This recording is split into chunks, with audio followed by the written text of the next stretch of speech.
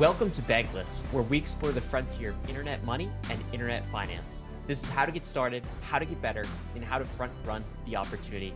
I'm Ryan Sean Adams. I'm here with David Hoffman, and we're here to help you become more bankless.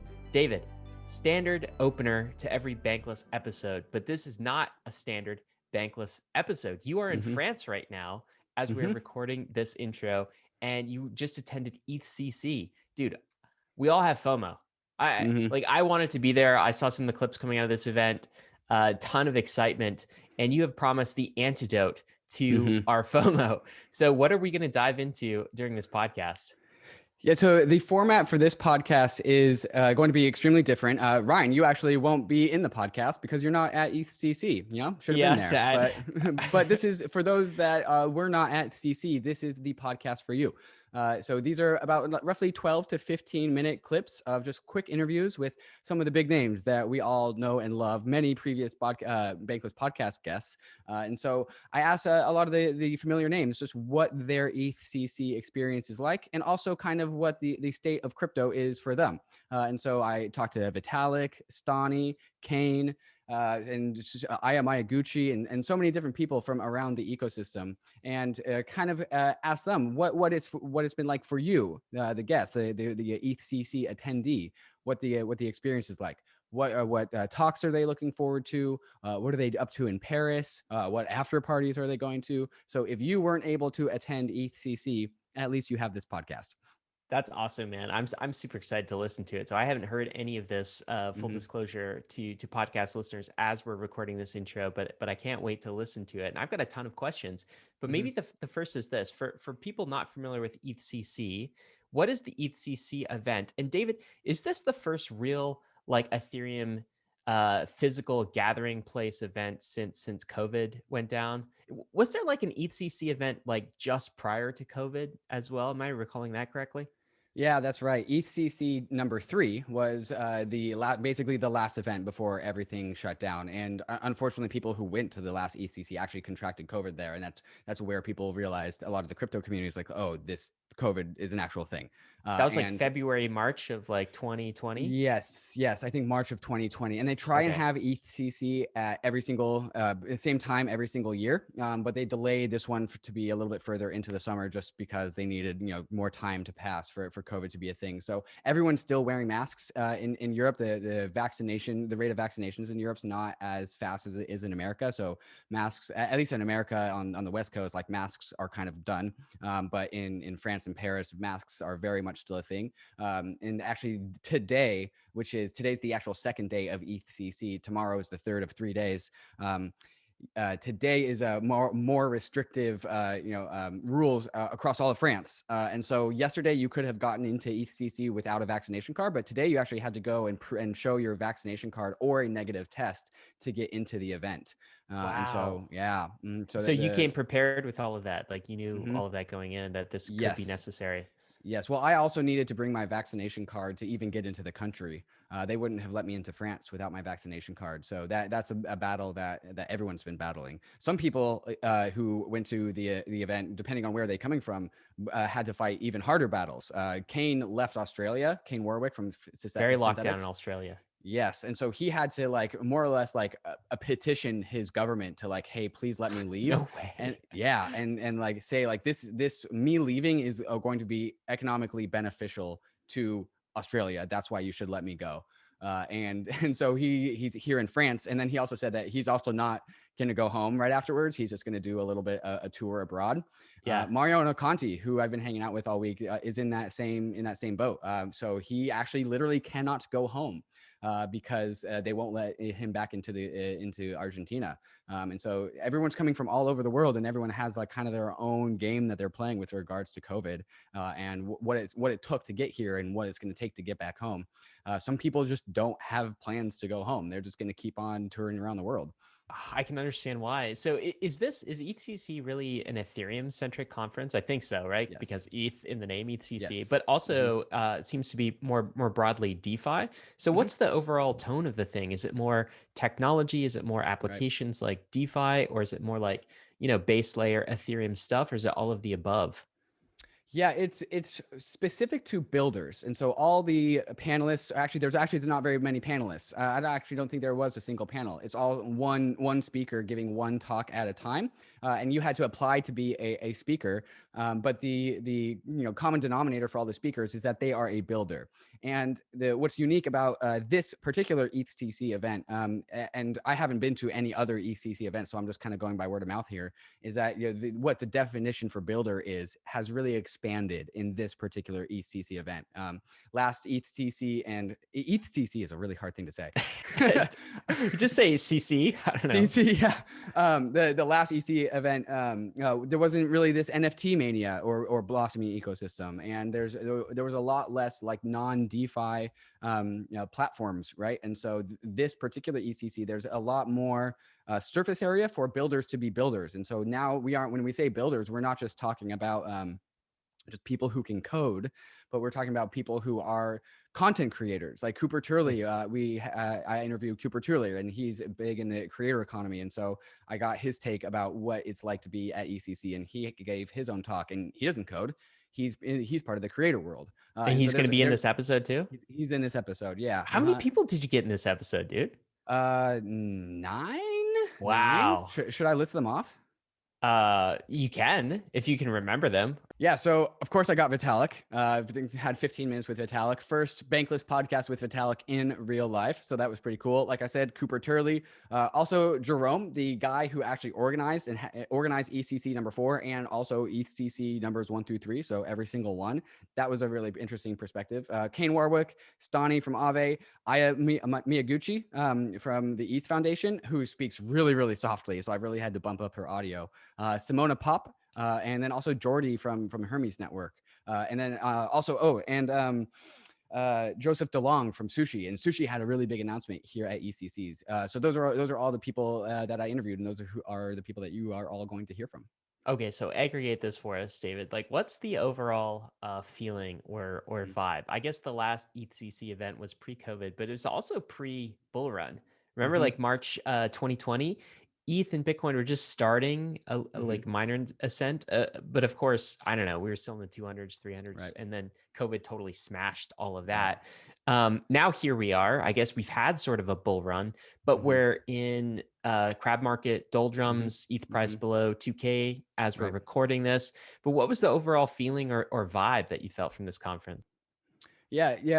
Yesterday, ETH really dipped below to a new low at 1750, and then today it's kind of risen up to 1900. And the only reason why I'm talking about price right now is that I have not had one price conversation at ETHCC. Wow. No one is talking about price No one at cares? all. Right? No one cares. No one cares. And like, granted, it's largely because we've still had like a big run up. It's still very much higher than where we were a year ago, like you've said. But this has not been a price conversation at all.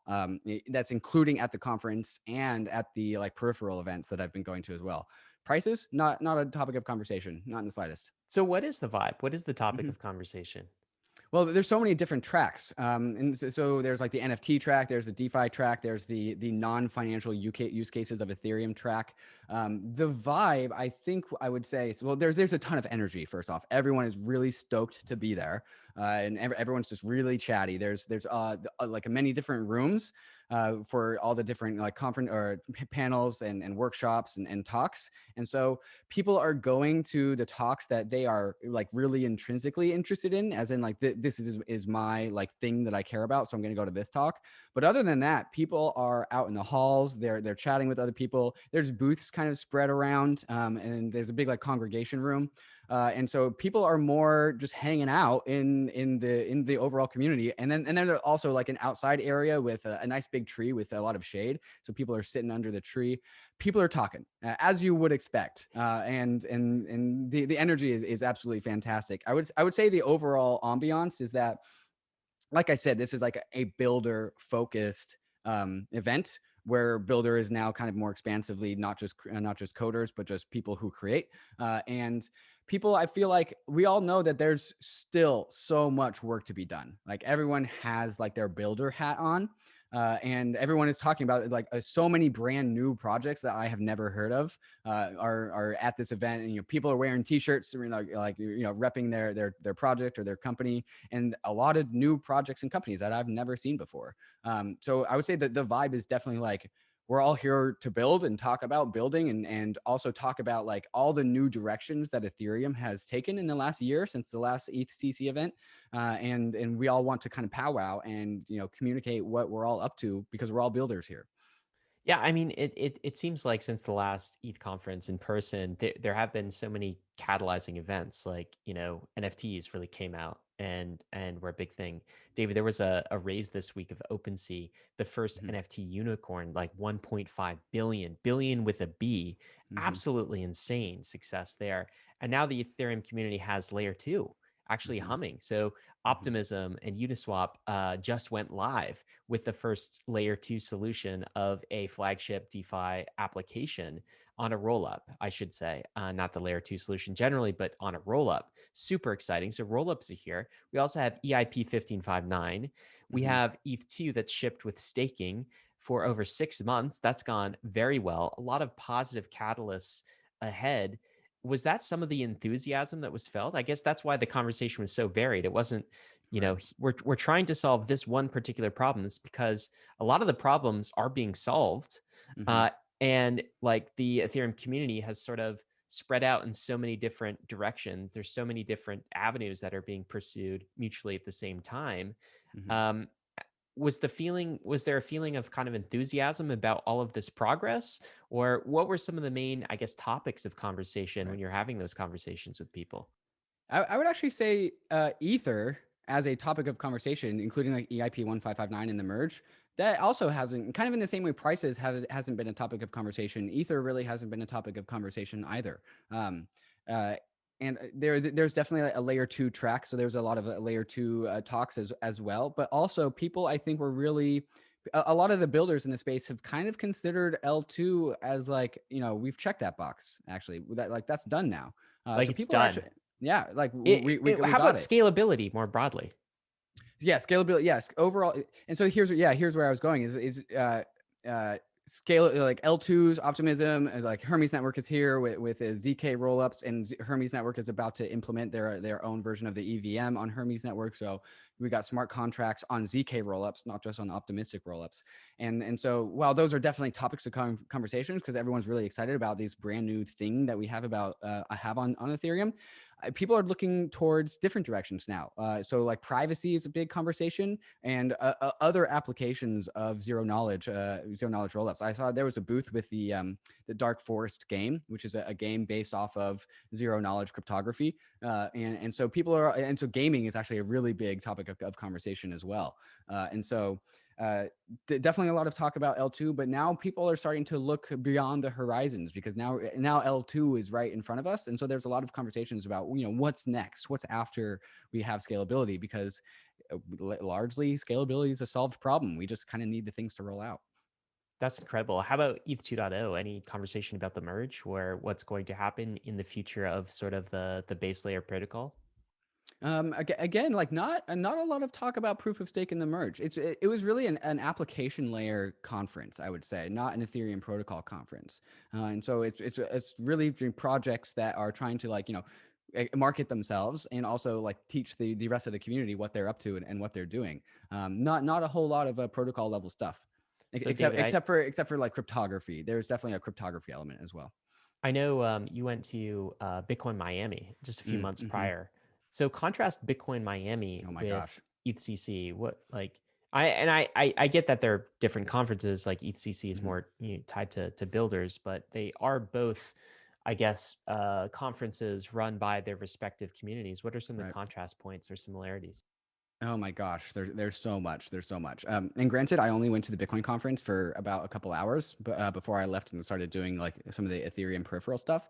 But first off, ETHCC, the tickets for ETHCC were $300, and one of the ethos of the event, when I was talking to Jerome, who organizes ETHCC, it wants to be accessible and viable for a broad community of people to attend it. We in Ethereum like to lower barriers, but also in Ethereum we understand that there are economic costs to things. Like the economic cost of ETHCC was roughly $400,000, and so that got funded by $300 tickets or also sponsoring the events. So that's kind of how they made that. In stark contrast to like the 1,000 or 2,000, depending on when you bought your Bitcoin Miami tickets, it cost you minimum $1,000 and up to $2,000 if you bought them, I think, within a month of the event. And so Bitcoin 2021 was definitely like profit maximization, and ETHCC is definitely like, okay, we paid the bills, right? Like, and so that is a stark contrast as well. Also, with Bitcoin 2021, there were, I think, like 3 basically main stages that people were talking on. But with ETHCC, there's one main stage, but I think there's like 8 or 9 like peripheral rooms going on. And so if you actually might have been caught in a rock and a hard place between going to 2 talks that were happening at the same time, and if you wanted to attend both, you had to pick one because there were so many things were happening in parallel. And that was also true at Bitcoin 2021, but there's only 3 stages, and 3 stages with like thousands of chairs in each one. Whereas like ETHCC is like 8 to 9 smaller rooms. Some of them have like only 50 chairs to maybe a couple hundred chairs, and then the main event had maybe 1,000 chairs. Also, there were only 500 tickets sold, so COVID had to bring down the total number of people at the event. Wasn't too crowded. Also, Bitcoin 2021 definitely oversubscribed. Way too many people were going there, and it was also in Miami, which was in Miami people never put masks on in the first place. And France and Europe, much more like conscious about COVID and careful about COVID than I would say about Miami and Bitcoiners at large. And so, masks on inside of the buildings, no matter what. And even some of the workers there would like have to say like, hey, like, can you put your mask back on, please? And so that was a little bit of the vibe there. A bit more price talk, I assume. And way more price talk at Bitcoin. Yeah, at Bitcoin. Yeah. Even though even at Bitcoin 2021, like the prices had definitely started to dip by then. And more panels at Bitcoin 2021 as well. And overall, like Bitcoin 2021, not a builders conference, because what are you building on Bitcoin, right? Like people are talking about research and development with like core fundamental like functioning of the Ethereum blockchain, right? Whereas Bitcoin 2021, like I say, Bitcoin is not a place for builders. Therefore, the builders have migrated into the social layer. So Bitcoin is building on the social layer. And that's why that's where you saw like toxic maximalism as a conference topic for Bitcoin 2021. You did not, as you could guess, you did not see that topic. Even what's at interesting ETC. is like celebrities, right? Like Floyd Mayweather, right? Right. Steeping Bitcoin into the wider mainstream culture. Or the big news coming out of that was El Salvador adoption, right? So it's like not actually building. It's like we already have this thing called Bitcoin. It's kind of finished. Yeah, we're doing Lightning, a few other things, but now it's about seeping this into mainstream acceptance and adoption. It's got to have a completely different vibe than Ethereum at its life cycle. Totally. The biggest celebrity there at ETHCC was Vitalik, right? Yeah. Like he's the only one that had a little bit of a posse. Right. And then you kind of had the others, Wait, does celebrities. Vitalik have a posse? Well, there was also we'll get to this topic, but there was also a documentary being filmed at ETHCC, and so there was some people with decent production cameras like following Vitalik around, kind of getting some B-roll of him just chit chatting with the conference goers. And so like there was a little bit of like posse there, and then the other celebrity aspect was just the other builders. Like everyone knows Mariano Conti. He's pretty tall, so he stands out, and he's also public, and he writes really good smart contracts and writes them for a lot of different communities. And so everyone knows and loves Mariano, and so having him around, like everyone giving him high fives. And then you had Kain and Stani, and so those were our celebrities. They're like the DeFi builders, and so like did anyone know David Hoffman and Bankless? The shirt really helped, the shirt helped me stand out. But no, everyone, it was hard to like walk more than just like a couple hundred feet without someone saying like, hey man, I love Bankless. I love what you guys do. And I'm decently like introverted. Actually why podcast actually works well with me. I find that hard to believe. I know we've never met in person, David Hoffman, but like, I find it hard to believe that you're introverted, but I know you've told me that. You claim that. Right. Yeah. So like coming to an event where people already kind of like know me because I'm a YouTuber, like people know my face. It actually is really helpful. It's like I don't actually have to like You explain don't who I introduce am. yourself. You I don't have don't. to wear the name. Hello, my name is David. Name tag. Yeah. I mean, I still introduce myself because I don't want to like assume and be like overly cocky. But like, yeah, it is really helpful. Just like, oh yeah, like you've listened to Bankless. Like, you know, I don't have to talk too much about that. Well, it's funny because I'm sure if they've listened to Bankless, they've probably Mhm. listened. You and I ramble for like hours, right? So Right. they feel like they kind of already know David Hoffman, right? Mm-hmm. So Mm-hmm. that's an advantage when you're attending a conference, I suppose. Well, tell me more about this this documentary. So is this Mm-hmm. the documentary that was recently funded on the Mir Yes. protocol? Made like $2 million in funding, Yep. community funding, and Mm-hmm. it's going to be an Ethereum specific documentary. What's the Yep. scoop here? Yeah, so the title is Ethereum: The Infinite Garden, which is a fantastic name. And then really the word infinite talks about iterative games. And versus, and this is a game theory reference where you have one-off games where you just play one match, or you have games that are recursive and you have they're iterative. You play match after match after match, and in one-off games you are in competition with your opponent. But with iterative games, you need to work with your opponent to come together so you guys can survive in the long term. And that's the reference of the infinite garden, a garden of growth, new things being born out of this Garden of infinitely Cooperation. Garden of Coordination. Cooperation. That's great. That's great. Yeah, it's a great reference. So I love the title, and so I met with the producers there, and so they actually filmed me interviewing some of the key DeFi members, right, and Vitalik included, right. And so I had my like dinky little like MacBook laptop like recording like kind of hacky like recording on Zoom, and so I was just the only person in my one Zoom room, and Zoom was recording me talking to Vitalik with my microphone, and then we had like this big camera like walking around us while they were recording us. And so if you guys are listening onto the podcast, you can go to the YouTube video and check that out. And so they recorded me talking to Vitalik. They also recorded me talking to Jerome, the coordinator of ETHCC, and then also Aya Miyaguchi of the EF. And so there's some Bankless content being recorded by the actual documentary. And Ryan, when I met the director, she said like, oh yeah, we want to talk to you and Ryan. And so I haven't had that What? conversation yet, but apparently they want to talk to us. With like cameras and stuff? I would assume. I could Oh only my, assume. yeah, I guess it's a documentary. That's Yeah. crazy, man. Well, Here's so so if they do want to film us, Ryan, here's what I think we should do. I think they you're not should gonna say film we us should meet. meeting in person for the first time. The first meeting in person. Just for the Wow. documentary. Wow, just for the documentary. You know what? Hmm. That would actually make it pretty epic and definitely a good story. We should do that if they want Hmm. to. If they Documentary if people are that's what they listening. want. When does Mhm. this documentary come out? I mean, they're still filming it, right? So I don't know too much of the agenda or itinerary. I would imagine, just like Ethereum, it would change as Yeah. needed. Yeah, yeah. So they're kind of just they're trying to film. They're just making content right now, filming content, and then they'll actually like edit it and turn it into something. But I would expect definitely not this year. Maybe if we're lucky in 2022, I think.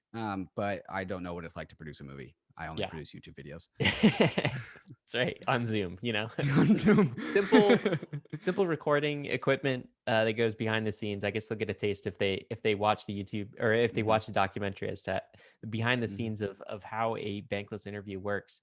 Hmm. David, what else you want to tell us about ETHCC? Is there anything else? Yeah, so today, like I said, is day 2 of 3 days of ETHCC. I'm here until Sunday. This is actually my first time in Europe, kind of a Europe noob. But tonight How's your is French? absolutely terrible.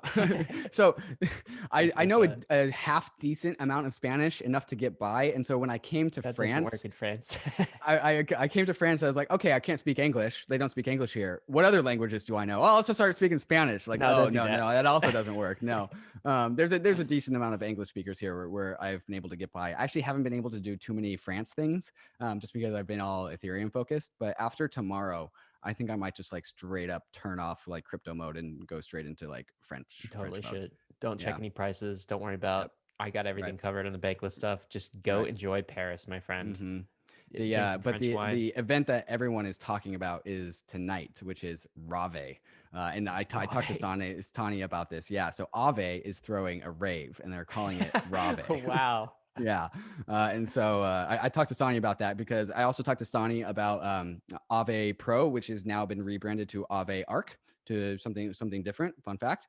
And so this is their institutional Aave edition, Mm-hmm. right? Something that Right. Compound did recently.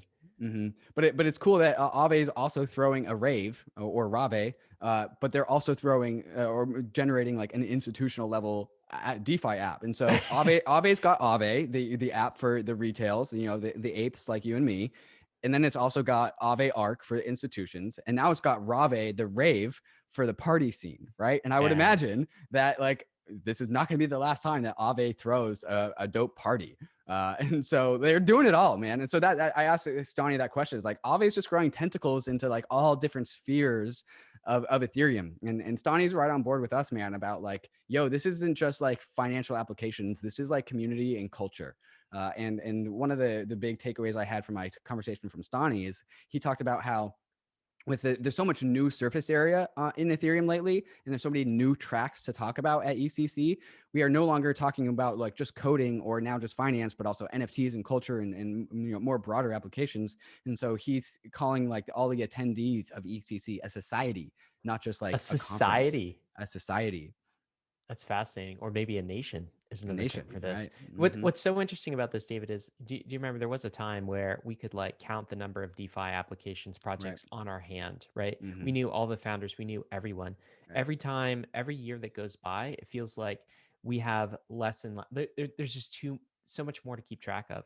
And now it's like, it's impossible to keep track of everything in DeFi plus NFTs, plus like layer 2, plus all of these other areas that like identity Ethereum is investing at the same time. It's almost like the internet, right? Mm-hmm. Like the very early days of the internet, there were just like a few websites, you kind of knew the main ones.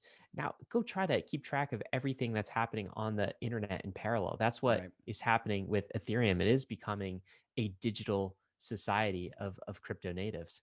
Super cool to see that, man. Absolutely. I don't have anything else to add, Ryan. I think we should just go right into the interviews. That's great. Let's do it. Guys, we are going to cut right into these exciting interviews. I can't wait to hear them myself. But before we do, we want to thank the sponsors that made this episode possible. Living a bankless life requires taking control of your own private keys. Not your keys, not your crypto. That's why so many in the Bankless Nation already have their Ledger hardware wallets, which makes proper private key management a breeze. But the Ledger ecosystem is more than just a secure hardware wallet. Ledger is the combination of the Ledger hardware wallet and the Ledger Live app. And if you're used to seeing all of your crypto services and favorite dApps all in one place, Ledger is where you want to be. Not only does Ledger let you buy crypto assets straight from the app, but it also hooks into decentralized exchange aggregators like Paraswap, which makes sure that you are getting the best prices on your trades without your assets ever leaving your control. DeFi never stops growing, and the Ledger Live app grows alongside with it. So click the link in the show notes to see all the DeFi apps that Ledger Live has, and stay tuned as more and more apps come online. And if you don't have a Ledger hardware wallet, what are you even waiting for? Go to ledger.com, grab your Ledger, download Ledger Live, and get all of your dApps all in one place. ARBITRUM is an Ethereum scaling solution that is going to completely change how we use DeFi. If you've been using Ethereum for the past 12 months, you've probably noticed the high gas fees and the slow confirmation times that have been plaguing DeFi. Too many people want to use Ethereum, and it doesn't have enough capacity for all of us. That's where ARBITRUM comes in. ARBITRUM is a layer 2 to Ethereum, which means ARBITRUM can increase Ethereum's throughput by orders of magnitude at a fraction of the cost of what we are used to paying. When interacting with ARBITRUM, you can get the performance of a centralized exchange while tapping into Ethereum's level of security and decentralization. This is why people are calling this Ethereum's broadband moment, where we get to add performance onto decentralization and security. If you're a developer and you want to save on gas costs and make an overall better experience for your users, go to developer.offchainlabs.com to get started building on ARBITRUM. If you're a user, keep an eye out for your favorite DeFi apps building on ARBITRUM.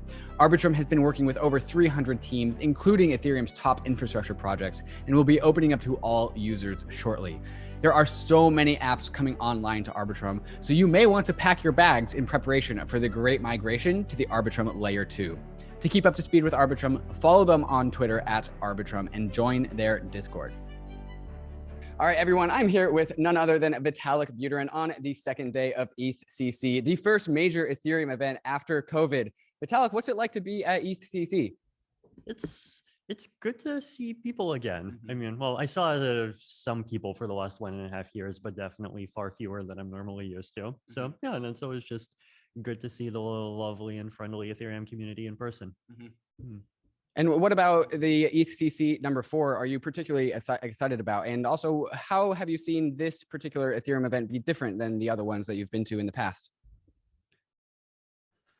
I mean, I guess it feels like the ecosystem is just like slowly and steadily maturing. Like I don't think there's necessarily like a sort of 0 to 1 sea change happening, but I think that's a good thing, right? Like I think the ecosystem has already for quite a while now just been on this sort of very good forward course, and the projects keep getting better. The kind of bar of stuff that people actually talk about at the presentations just keeps getting higher, and things keep getting more interesting. So I think things in the ecosystem just keep improving, and it's as obvious here as I was hoping.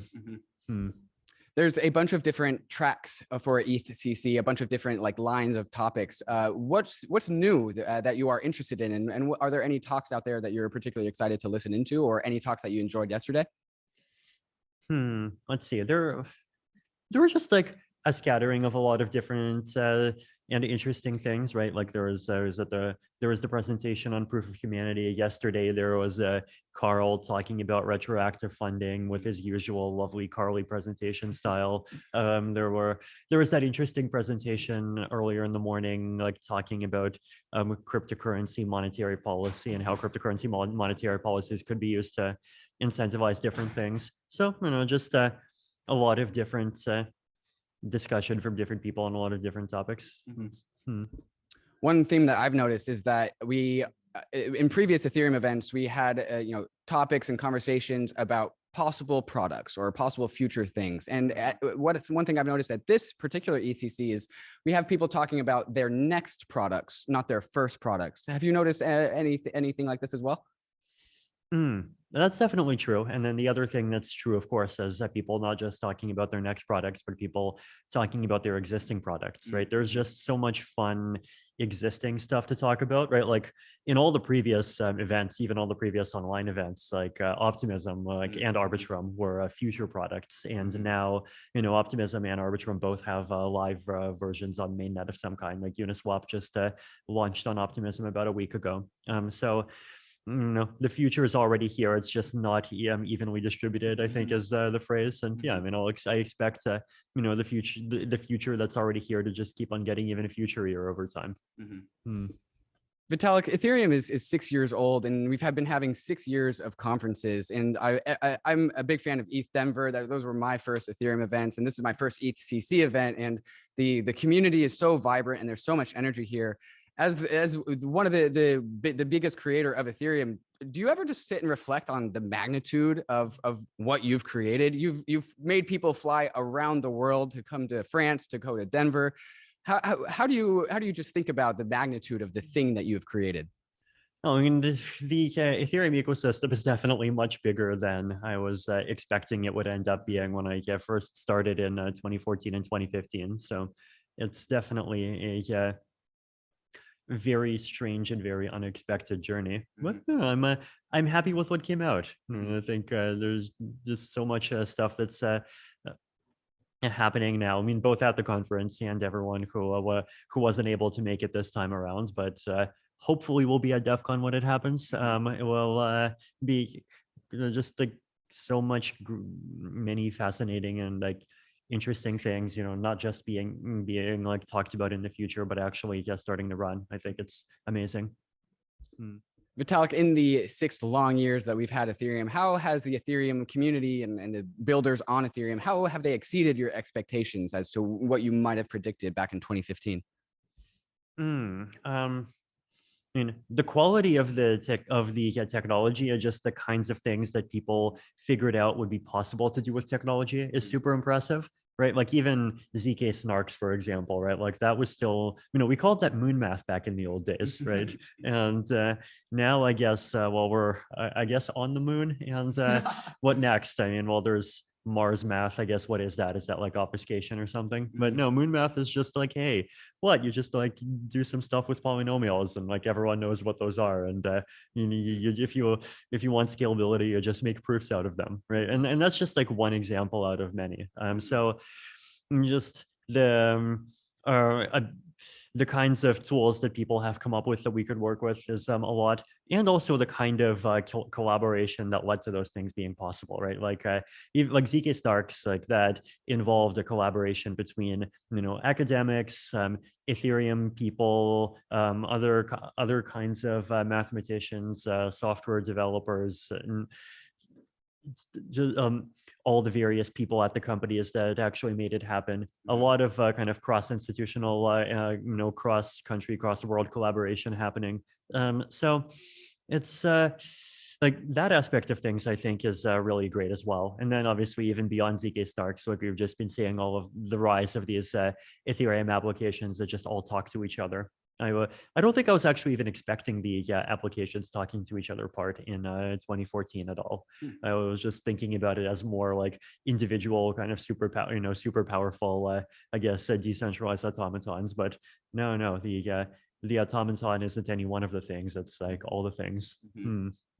What about the Ethereum community? Do you think we could really work on, or what needs more attention that you think the Ethereum community should point their attention towards? So one of the things I'm going to talk about in my presentation in a couple hours is non-financial applications. So like right now, the main non-financial application that we have, I think, is NFTs. And like ENS is an NFT, right?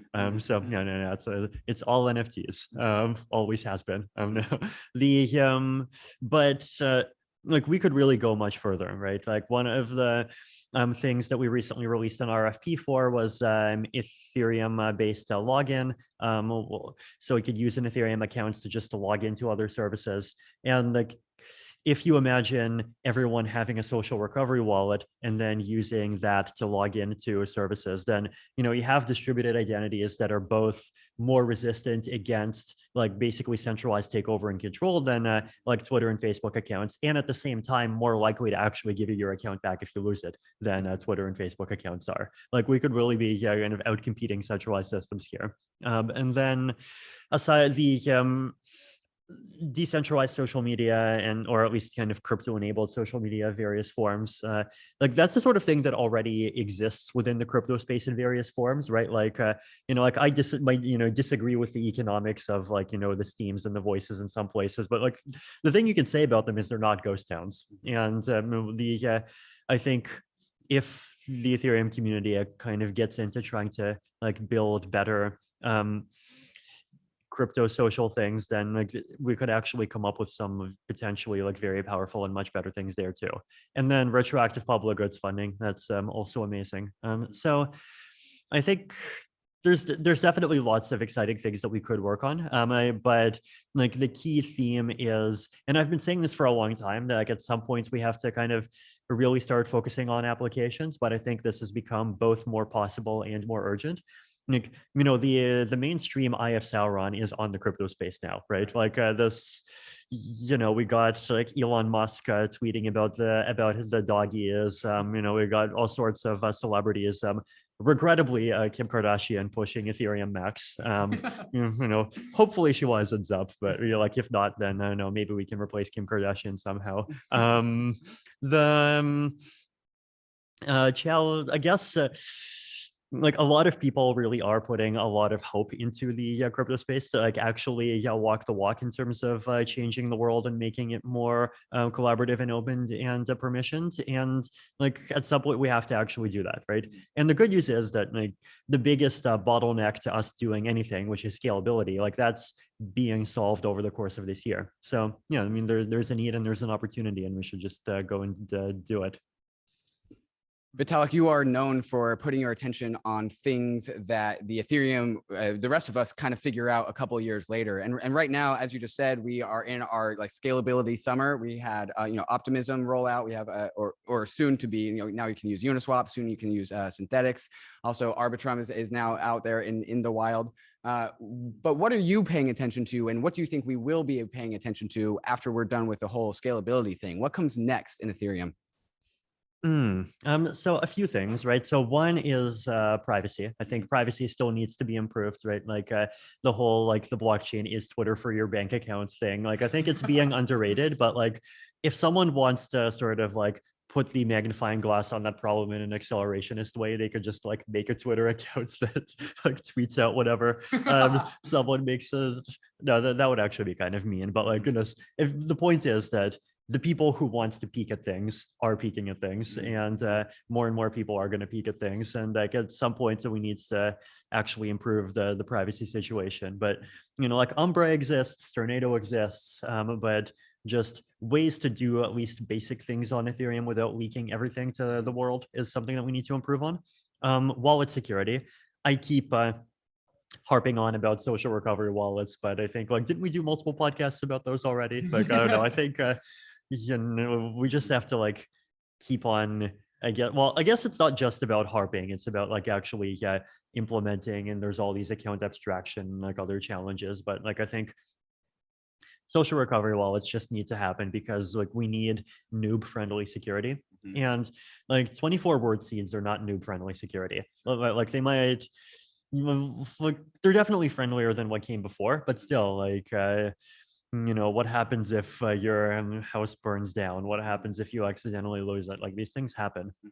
So that's another thing that needs to be improved quite a bit. And it's not just solving these problems is not just a matter of like having solutions instead of not having solutions. It's also a matter of having decentralized solutions come fast enough that the centralized solutions don't get entrenched, right? Like that's something that I definitely worry about quite a bit.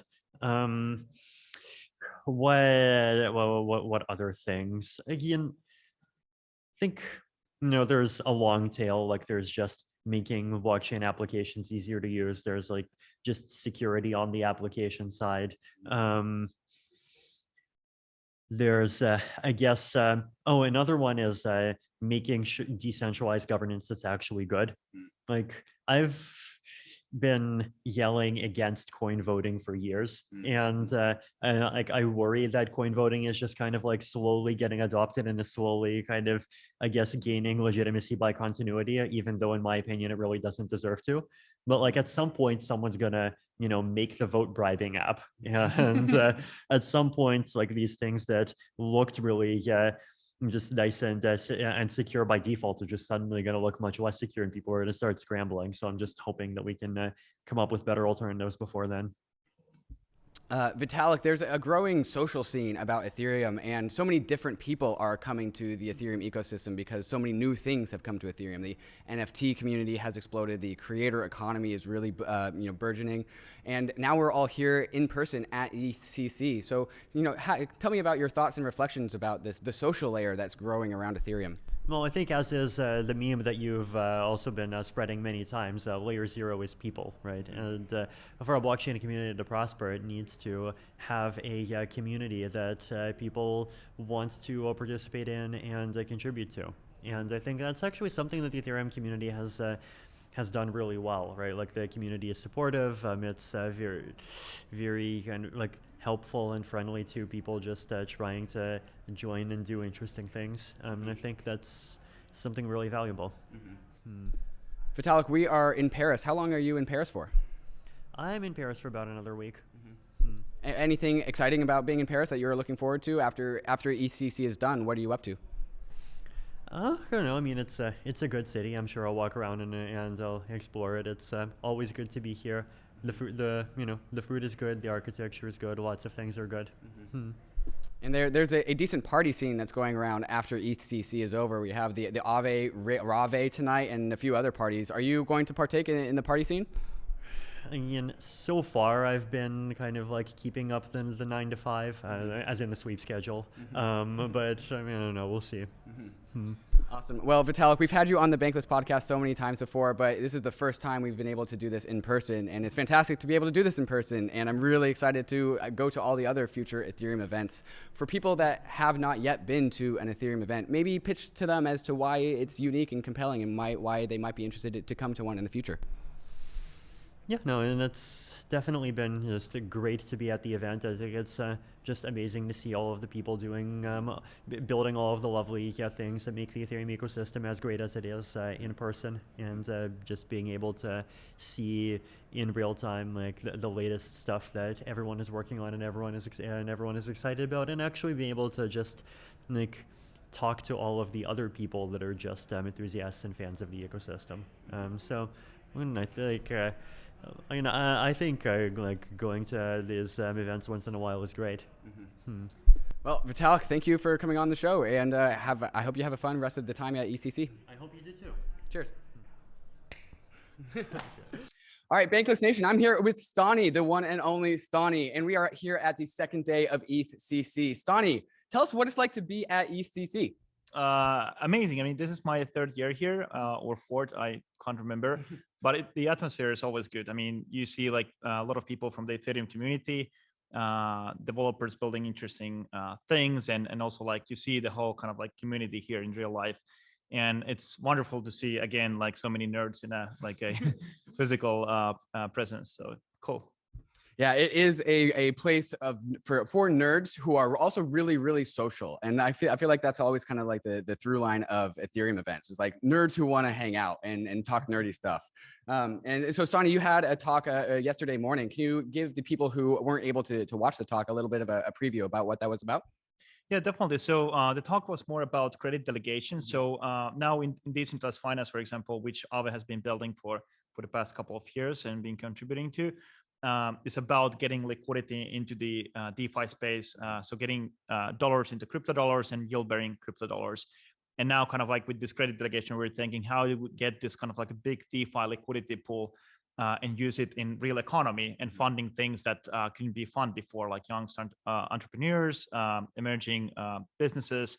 And credit delegation allows to take under collateralized loans and build this trust network. So that's what it's all about, and kind of like showing how decentralization can actually help the real economy and not just the kind of like a smaller group of DeFi enthusiasts.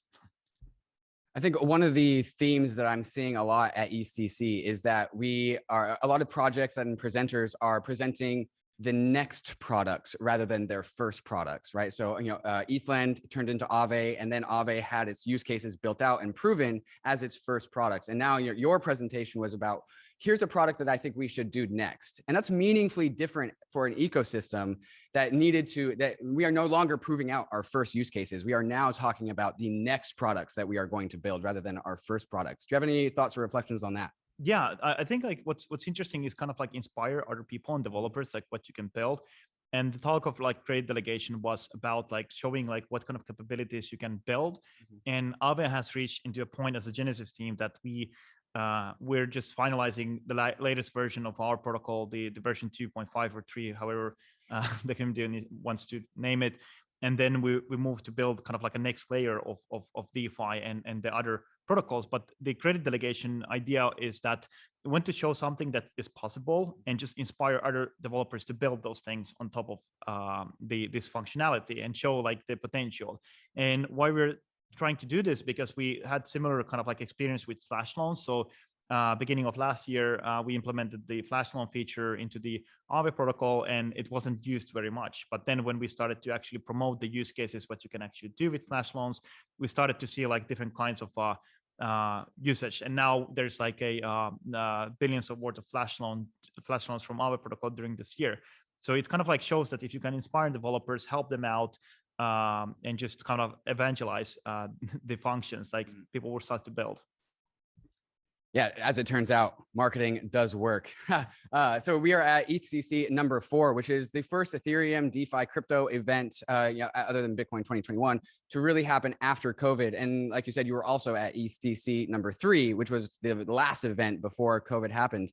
How is ETHCC 4 different from the previous ECCs and the other crypto events that you've been to in the past? What's new and how's the energy feel different at this particular event? I think during this ETHCC, definitely like the gap and COVID and everything, maybe I would say brought a lot of kind of like new audiences into the space as DeFi started to scale. We saw scaling with the NFT community, creators coming into the space.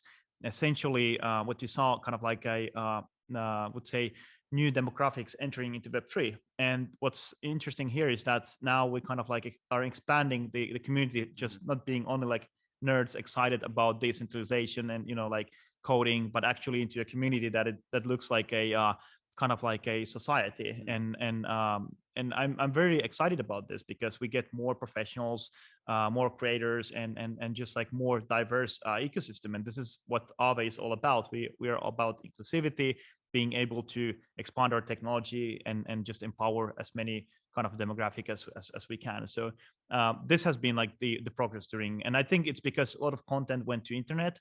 People had more time to research and explore.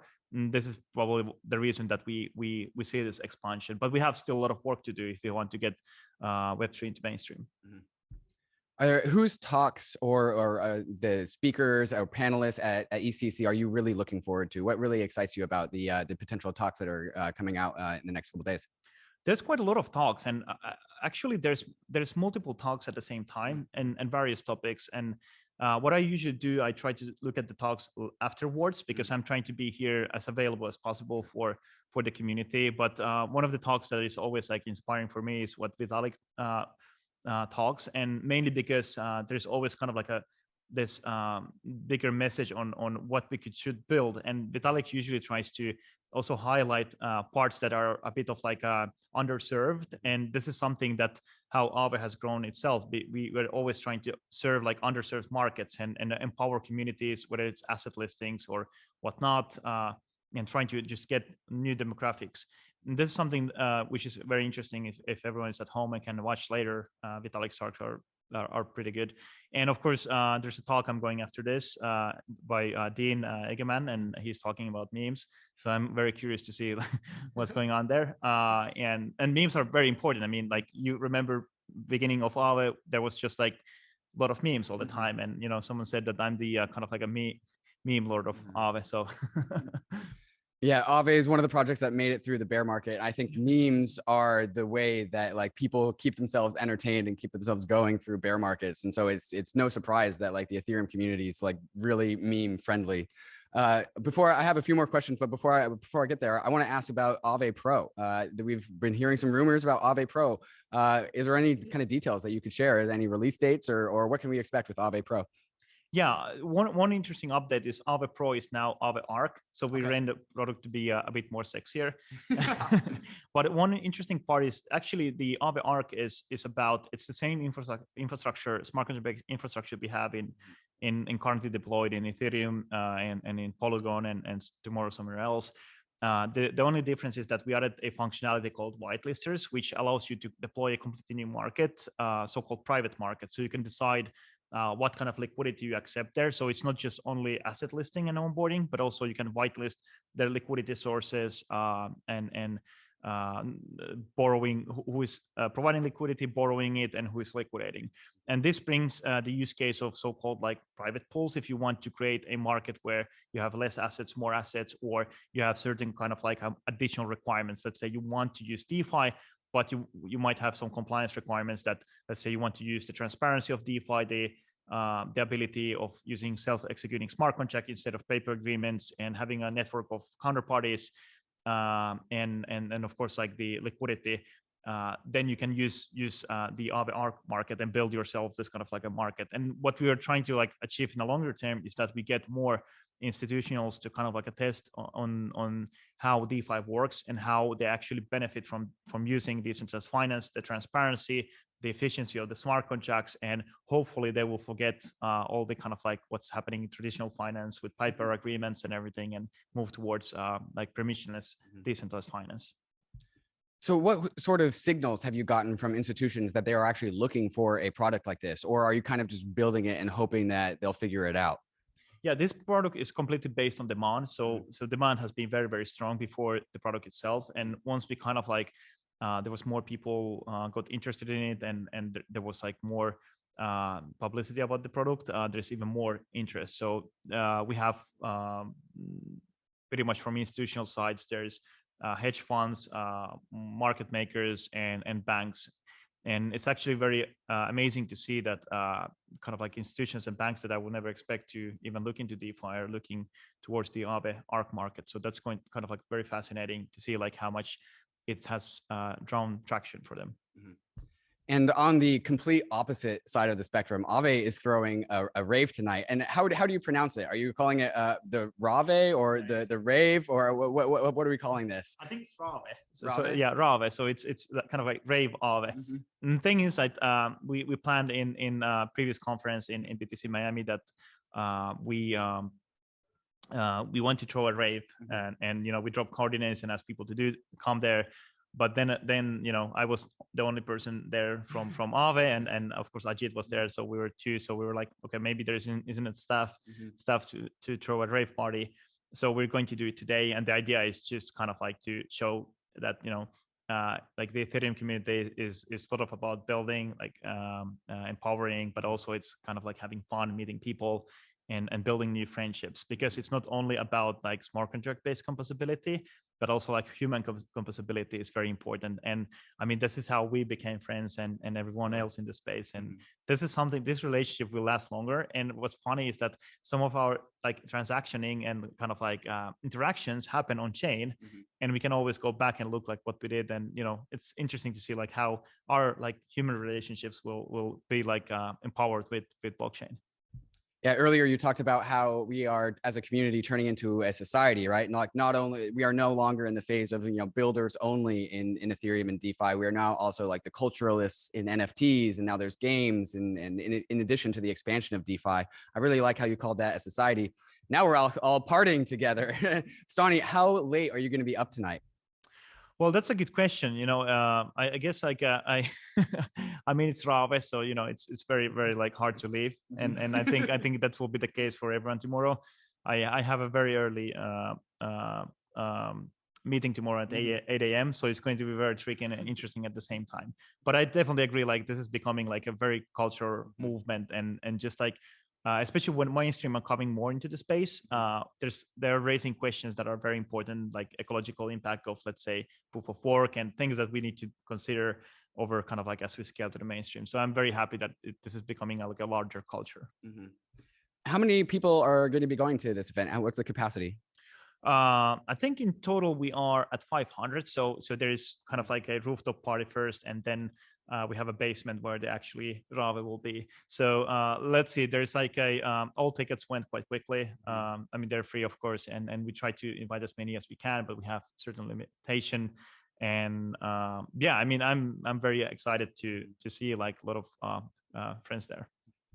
So Aave has the DeFi app for all the retail people like you and me. It's also building out the institution with Aave Ark. It's also dabbling into the party scene and the social scene. Stani, do you ever just like sit back and reflect as to the magnitude of the thing that you just built? Because it's spanning off into it's got so many different tentacles like everywhere. And like everyone knows Aave, the branding is phenomenal. That you guys have your own like memes and graphics on Discord. The thing is just turning into an absolute monster. Like how do you like just reflect on just the magnitude of the thing that you just built?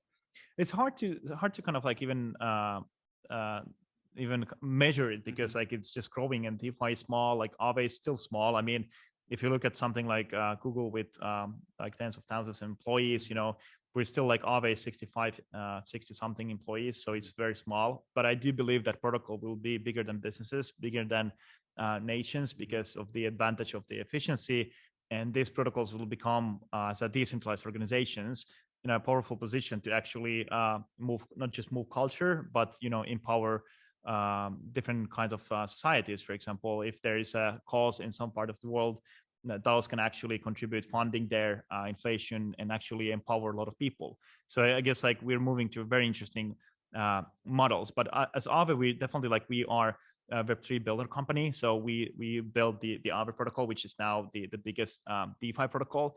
And as we have built it, and now the community is governing it and continuing to improving it. The next step is pretty much like build the next innovation and just decentralize different kinds of Web3 businesses into something that are community owned by the users and governed transparently on chain. And that's the kind of like a goal that we are trying to achieve. And this goal is the same that, for example, Ethereum has and is in general in Web3. Stani, last few questions for you. For people that have never been to an Ethereum or crypto event, pitch them as to why they should consider coming in the future. Well, there might be a chance that we throw another rAAVE. That's a great reason. Yeah, and I think it's just kind of like seeing actually the culture that is happening. Especially the bigger events are very cool. DevCon is might not happen this year. If it happens, nice. But if it doesn't next year, it's a very like interesting to see like how diverse the community is and just see very amazing talks. And there's so many ideas flying around and so many ways to contribute. And this is an event where you can bring your family, of course, after like the COVID and everything is over, and just have a lot of fun and enjoy. And I think this is a place where kind of like ideas come together, people come together to build, innovate, get inspired, and just take a lot of things back to home and spread the kind of like idea of decentralization and make world more transparent and also finance better and other areas where Web3 isn't yet kind of like touch upon. So there's a lot of opportunities here. Stani, we've had you on the Bankless podcast, but that was over Zoom. It's fantastic to be able to do this in person with you. And if crypto, and that's the whole point of crypto, right? Like if we don't actually meet in the physical world and take over in the physical world, we all want crypto to take over, but it actually needs to happen in the physical world. And so it's fantastic to be able to talk to you and do this face to face. And I hope to do this many more times into the future. Totally. Thanks for having me here. It's very amazing and being like this physically and actually you're real. So it's nice to see. Well, cheers, Stani. Thank you so much. All right, guys, I'm here with Kain Warwick of Synthetics here on the second day of ETHCC. Kain, what's it like to be at ETHCC? Tell us about your experiences so far. It's very weird to be back at a conference seeing all these people that I haven't seen in like 2 years. But it's been really fun. It's been good to catch up with people, and the vibe is amazing. And some of the talks have been really cool as well. So how did you get out of Australia? Tell us about that process. It was not easy. I needed to prove to the government that, I was speaking here, there was economic benefit to Australia, that we had our offsite in Mexico, which is coming up in about a week. So it was a long process to get out of here and a bit expensive, but well worth it. So you're telling me that Anthony Susano could have made it, but he didn't? Maybe he's just not famous enough. I don't know. I can't really remember who that guy is. I think maybe the economic benefit that he brings to Australia is just not quite above the line. So apologies, Susano. But yeah, I think maybe next time I'll try and help him escape. He can jump into my bags or something. Can you have a talk coming up later today? For people that won't be able to watch it in person, can you kind of give them a little teaser about what it's about? Yeah, so I published a blog post a couple weeks ago about DAO capital formation. So, raising funds directly into a DAO so you can start a new community, new project. So it's going to be kind of covering the highlights of that. And then obviously answering some questions, about specifics of how that whole process works. And yeah, probably also, I guess, answering some questions about my return to synthetics, the return to synthetics. So yeah. And then are there any other talks that are being giving out today from other people that are you particularly excited about and looking forward to? Yeah, there's a couple things. Probably, I think obviously Vitalik's talk is going to be good. And then there's some gaming talks, which are pretty interesting. And I think there is another talk later this afternoon that was going into like some other governance things as well. So yeah, yesterday I went to maybe 7 different talks and they were all amazing. So it's been a really, really good lineup. I think a lot of people have banked up a lot of content for the last 2 years ready to present. So this isn't your first Ethereum event, but it's definitely the first Ethereum event since COVID, right? So what's the vibe like for you, and how is this particular ETHCC different than the other ETHCCs that you might have been to in the past or the other Ethereum or DeFi events that you've been to? I think the last ETH event that I went to was maybe EdCon in Sydney, which is pre-COVID. I may have gone to something else like late 2019, but yeah, like in 2020, obviously no events. It's again like the vibe is definitely pretty excited. I think everyone's there's so much has been built over the last 2 years. So many things that, had been promised or, people were expecting or whatever have kind of come about. Obviously some other things that are like getting really close as well, like L2 scaling, super exciting. So yeah, I just think like overall the ecosystem is so vibrant. There's so many people building things and so many, cool projects that I've run into while I've been here. It's been amazing. So we are all here in person, which is actually relatively new for us as an ecosystem, at least for the last year or so. And there's a bunch of faces from crypto Twitter and from Discord that everyone's relatively familiar with. What's it like to be meeting all the people that you've been talking to online for the past year?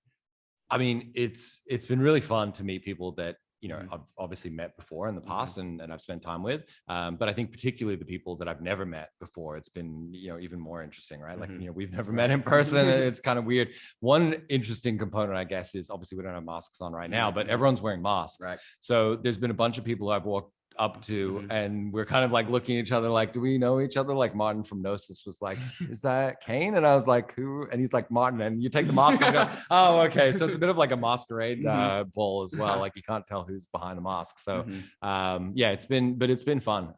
It's been super exciting. And then, we've had a chance to hang out with people after the conference as well, which has been cool. So when people are coming up to meet you, what are they asking you about? What are people particularly interested in asking you about? Synthetic stuff or anything else related to that?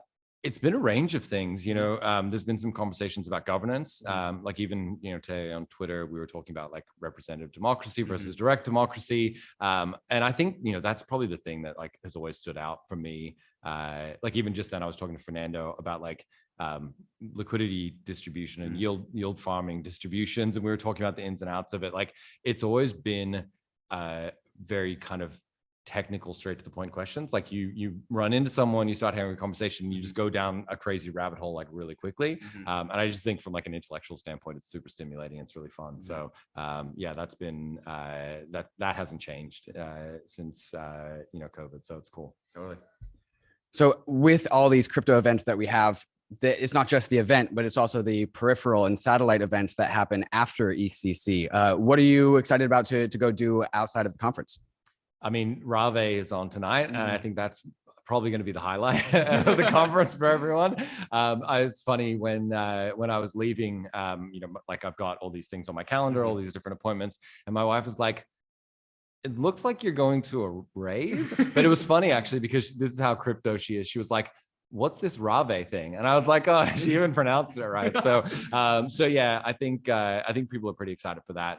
But I've just like been catching up with people, going for drinks, and going to a couple of events and dinners and stuff. So, yeah, just having a chance to kind of sit down with people for a couple of hours in person and chat to them has been amazing.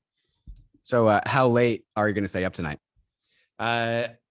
I've managed to stay up until midnight. I got to like about 12:30 last night. I'm still a little bit jet lagged. Hopefully I can push through to like 2 tonight. That's my goal. I know it closes at 4, but we'll see. If I can stay till 2, I'll think I've done pretty well. Awesome. And what are you really just excited for to with the remainder of your time in Paris? Paris, pretty cool city. I don't know if you've been around Europe a lot, but after ETHCC, what are you going to do just in the city of Paris? So I'm hanging out here for another couple of nights. There's a few people staying on, obviously, at the conference, and just going to catch up with them. And then I'm headed to New York after that. So looking forward to catching up with the New York crypto scene as well. There's a bunch of people that have already hit me up. So yeah, so that's going to be really fun. So it's a bit of like a crypto world tour for me. Yeah, trying to avoid going back home as long as possible, huh? Yeah, absolutely. I think when I initially kind of proposed it, they want you to obviously stay out of the country as long as possible. They don't want you kind of coming back. But luckily, we also have our global synthetics offsite. So a bunch of the core contributors from the Western Hemisphere getting together in Mexico. So that's kind of my last stop, which is going to be even crazier because there's people in the core contributors and in the synthetics community who I've been working closely with for like almost 2 years who I've never met. So it's going to be pretty amazing. So I'm really excited for that, and I'm glad that I could get out and go and join that conference. So for people that have never been to an Ethereum or DeFi event, maybe pitch to them as to what they might be interested in if they actually did decide to come out to an event in the future. I think someone posted this on Twitter, Bitcoin conferences and even like general crypto conferences like Consensus, the talks and panels, like in the nicest possible way, they're usually kind of bullshit. There's not a huge amount of value. I think with Ethereum conferences, there's so many people pushing the kind of state of the art in so many different directions that it's actually hard to even kind of choose. Like there were multiple times yesterday where I had like conflicting talks that I wanted to go to. One was late and I would like scramble out to the other one. So I think like the amount of content that you can kind of consume in a 2-day period is pretty amazing. And, you know, obviously we all read newsletters, we all, you know, listen to podcasts and, you know, read the different blogs and everything, but having someone on stage kind of, you know, pitch it to you directly, being able to then answer, you know, ask questions, they answer them. There is something about that like, I think, you know, just kind of sticks with you a little bit more.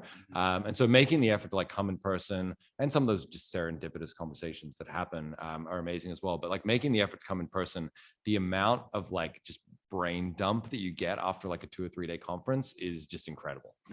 Kain, we've had you on the Bankless podcast before, but that was over Zoom. This is actually in person, which is new for me as well. So it's fantastic to actually meet you in person and be able to actually have this conversation face to face.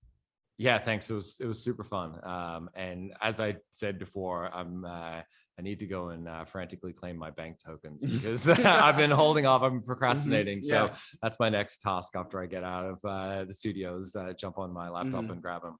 I got a few weeks left to do that. Yeah. Else they will expire. And that I goes know. for you, the listener, as well. Yeah. Kain, thank you for coming on the show. Amazing. Thank you so much. Peace. Great to meet you. All right, guys, I am here with Jerome de Techey. Jerome is the lead host, the lead organizer of ETHCC, the event that we all find ourselves at today. Now that ETHCC is actually here and we're all here, Jerome, how do you feel? Like, are you excited? What's going on in your head? I'm mainly feeling relieved, to be honest. Like we didn't know, not if, but when we will be able to host this thing. So I've been with Ethereum France since the beginning as their president since 2016-15, and we've been hosting this conference for the fourth time. Yeah, fourth time. We did 5 conferences because we did ETHCON in Paris back in 2017. But we're very happy to have this conference as a recurring event that's always happening in Paris, always gathering everyone roughly at the same time in the year in Paris. And getting everybody together in Paris is awesome. Like I think it's really nice to see everyone coming together after like 15 months of not seeing each other. We had the privilege of being the largest conference of 2020 since we were one of the last one, and now, well, opening up the new season. Yeah, ETHCC was the last event before everything really shut down, and now it's also the first event to really kick things off as things open up again. You know, fingers crossed it stays opened up, so we're all optimistic about that. But as the person that has been to all 4 ETHCC events, can you kind of illustrate for people who haven't been to any of the previous ones, or people like me who are this is my first one? Tell us about the trajectory of 1 through 4. How have they changed and grown and developed over time? Yeah, so we matured at the same pace of the ecosystem, basically. So initially, we wanted to host a conference that would be community-based and recurring at the same times of the year at the same place. Because by the time ETHCON was moving every year, DEFCON was moving every year, and we just wanted to say, well, let's make it easy. Like, you don't know if you're going to be able to travel to Bogota, if you're going to be able to travel to Japan. Well, yeah, let's just go and stay in Paris all the time. So we started with this by having it organized by Ethereum France, the nonprofit that I mentioned before, hosting the Ethereum France website as well, translating things in French for the French-speaking community. And as a nonprofit, we basically say, well, we have connections with engineering schools in France, so we just wanted to like host an event there, calculate how much it would cost to do live streaming, divided by the number of people that we are thinking about having, and say, well, okay, it's going to be 200 per person, and we are going to have a balanced budget. So we started off in 2018 with this, and the excitement was huge because it was like the trajectory of the previous bull market. So we were like, yeah, sure, let's go to see a conference. And everybody was so lovely, so happy, so easygoing to work with that we decided to organize it once again at the same place next year. So the first edition had about 700 people. The second edition in 2019 had about 1,000 people. And on the third edition that we did last year, we were thinking about going up to 2,000. We had commitments, we had lots of speakers, and unfortunately, well, COVID hits. So all the speakers that came from Asia couldn't come. Most of the speakers that came from the US canceled, but we still were able to host the conference and have it balanced and everything running. And now we are hosting the 2021 season, and it's going great. Like we could have probably 5,000 people at the same time, but unfortunately, due to the sanitary restriction, we had to have a hard cap of 1,000. But expect us to run this conference again next year and make it super duper big again. And the core value that we try to convey with this conference is to say, well, it should be accessible. So a ticket to ETHCC is usually 300 euros or so. So it's pretty accessible for anyone compared to most tech conference where you pay thousands to get in. And we have lots of talks next to each other, like everything happening in parallel. So we have a ratio of about 1 person out of 5 that is a speaker. So you meet the doers. And that creates this kind of cool interaction, cool ambience where you just bump into speakers all the time. I want to keep growing at this pace, making sure that we stay at least at the 1 out of 6, 1 out of 4 people that are coming to speak. Not coming to be on a panel and discuss a topic without preparing anything. Not that I'm against on panel, but it takes commitment. It takes people to demonstrate what they are going to talk about to really make something exciting. So we are going to continue this stage.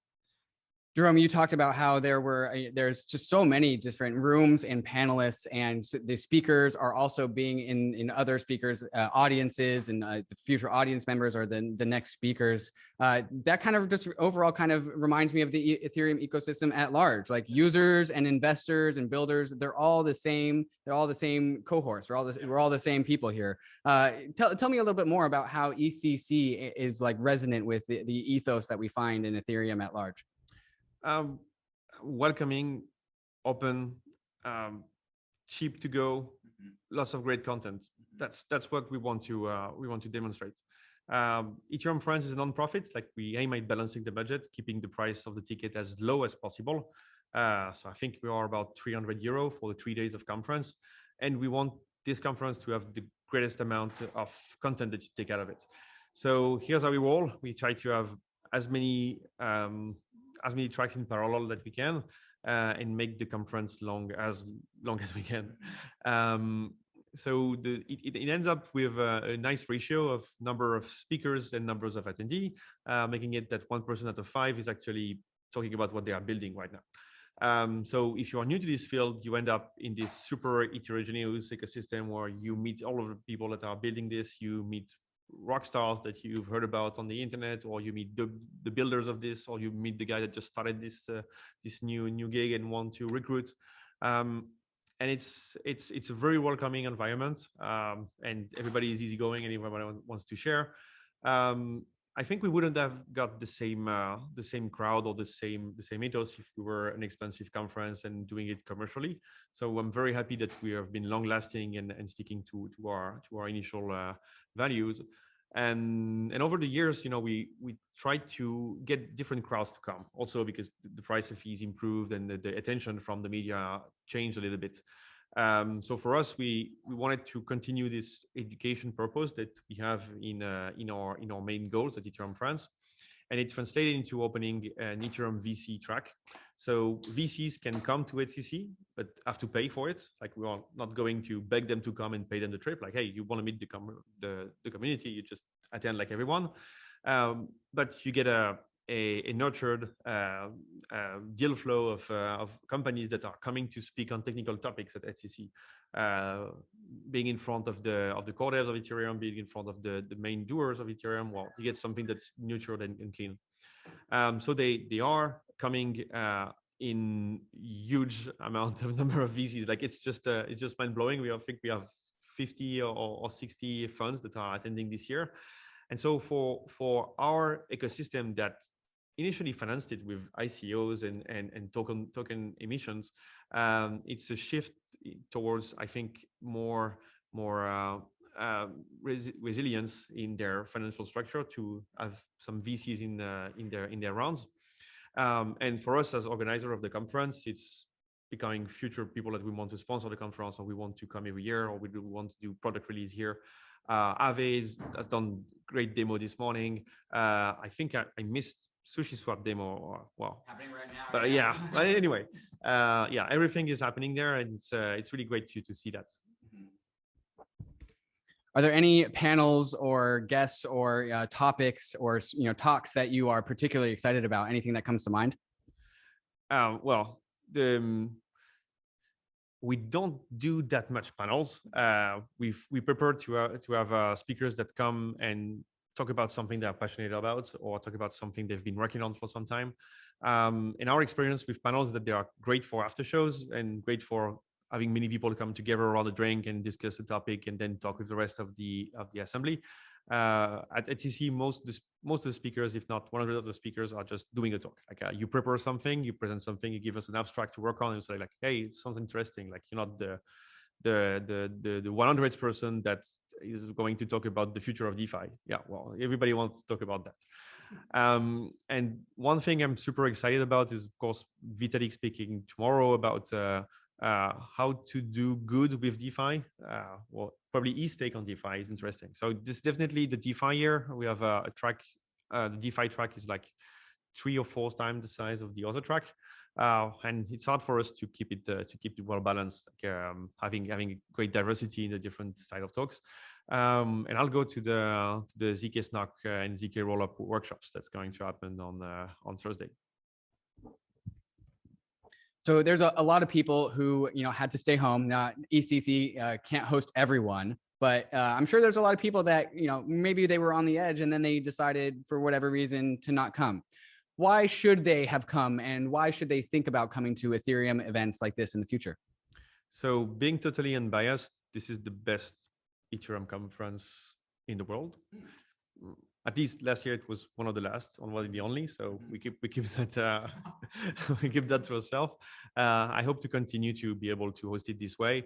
The thing is, if you go to Paris, it's easy to reach. So first thing, Paris is a capital that is easy to reach, usually from wherever you are in the world. It's a full week of events, so you get something for the trip.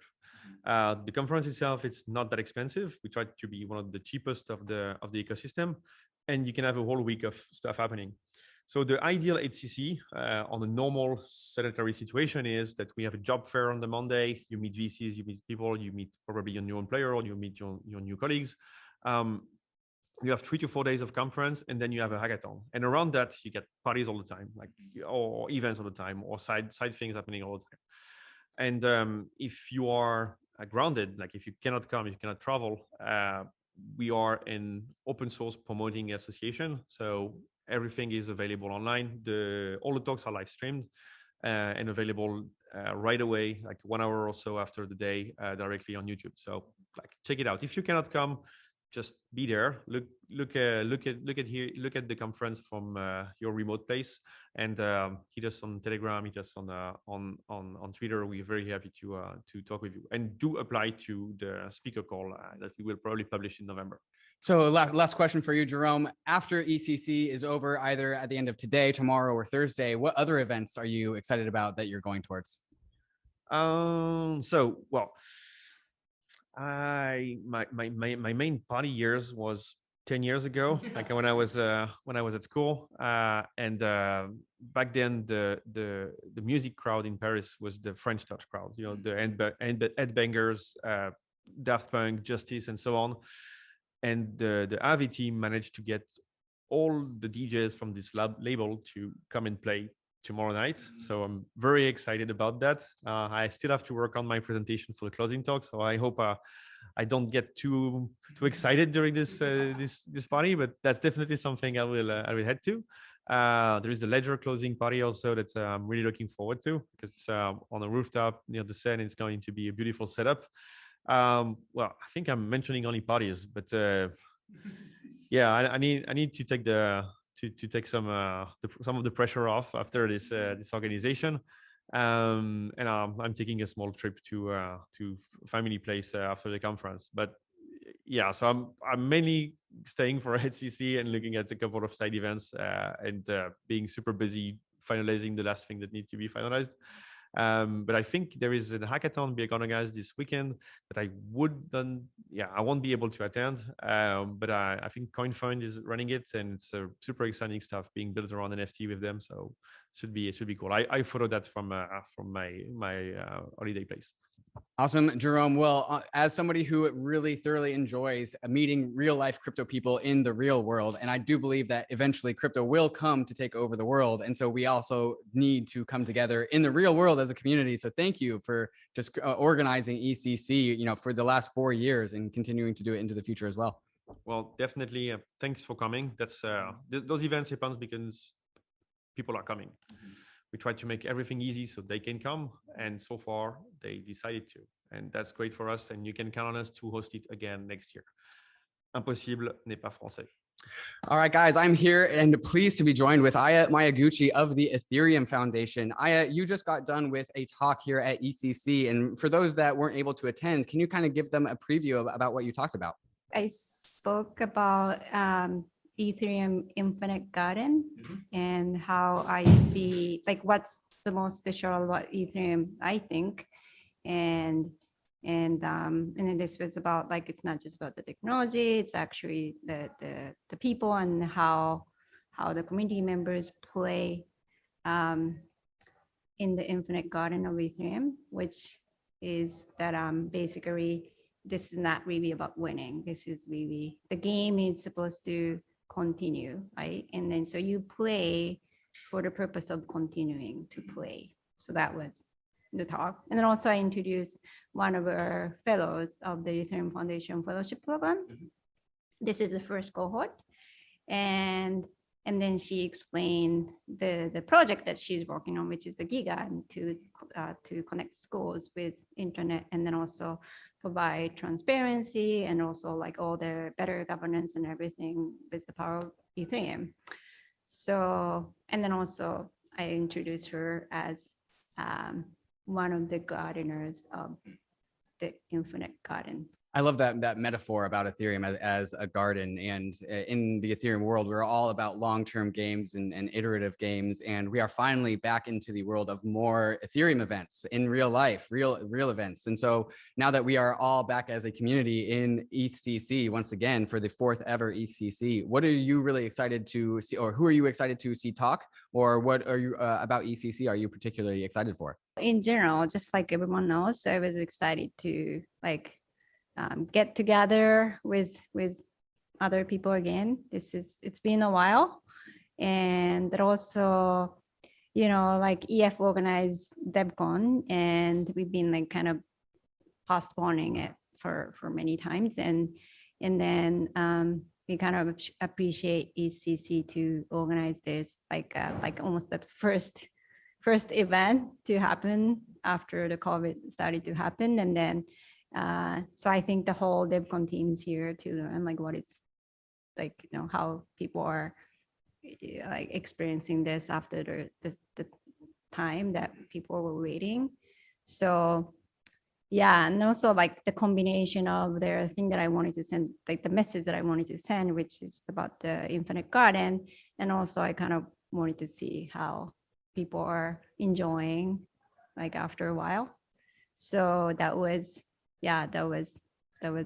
my goal to come here. And then I'm also excited about the different talks. And then there's some they have this blockchain for good track, and there are some stuff that I didn't know. So I'm looking forward to learn about what they're doing. The Ethereum community is now 6 years old, and you've been with it every step of the way. What are you most proud about on behalf of the community that we've achieved in the last 6 years? Well, I've been in the crypto space for the entire time, but even before Ethereum, but I haven't been part of the Ethereum thing for the whole time, but I think it's, even as an external audience for as a participant, I think it's amazing that what this community has achieved working in a fully decentralized way. Basically, EF doesn't really manage, and we coordinate. That's what we say, and that still very continuous effort to make it as decentralized as possible. That technical advancements that Ethereum has made is such a hard problem to solve. And like people said in the beginning, oh, there's no way they can do it. But we are seeing that is actually happening now, especially when the proof of stake is happening. And then now this is actually involving outside people outside, and then they can also see, oh wow, this is actually serious and this is happening. And so it's great to, it's not like I'm proud, but I just feel proud to be part of it. And on the other side of things, what do you think the Ethereum community and ecosystem still needs to work on? What do we have left to achieve that's still on the table? So I don't know if it's left to achieve. And I know a lot of like technical challenges that still needs to achieve. But that one of the things that I mentioned in my talk is, yes, there's an infinite garden and the way we keep playing this game. But then like, unless we are conscious, this uniqueness can be lost. So I think it's really important for us to remember what's special about Ethereum and like this vibe you feel at ETHCC, and like you just don't feel that anywhere else. So yeah, I think it's very, very important for us to maintain so that this stays very unique and interesting and really like not about winning. Yeah. You said the vibe that we feel at ETHCC. Can you put that into words? What is the vibe of ETHCC?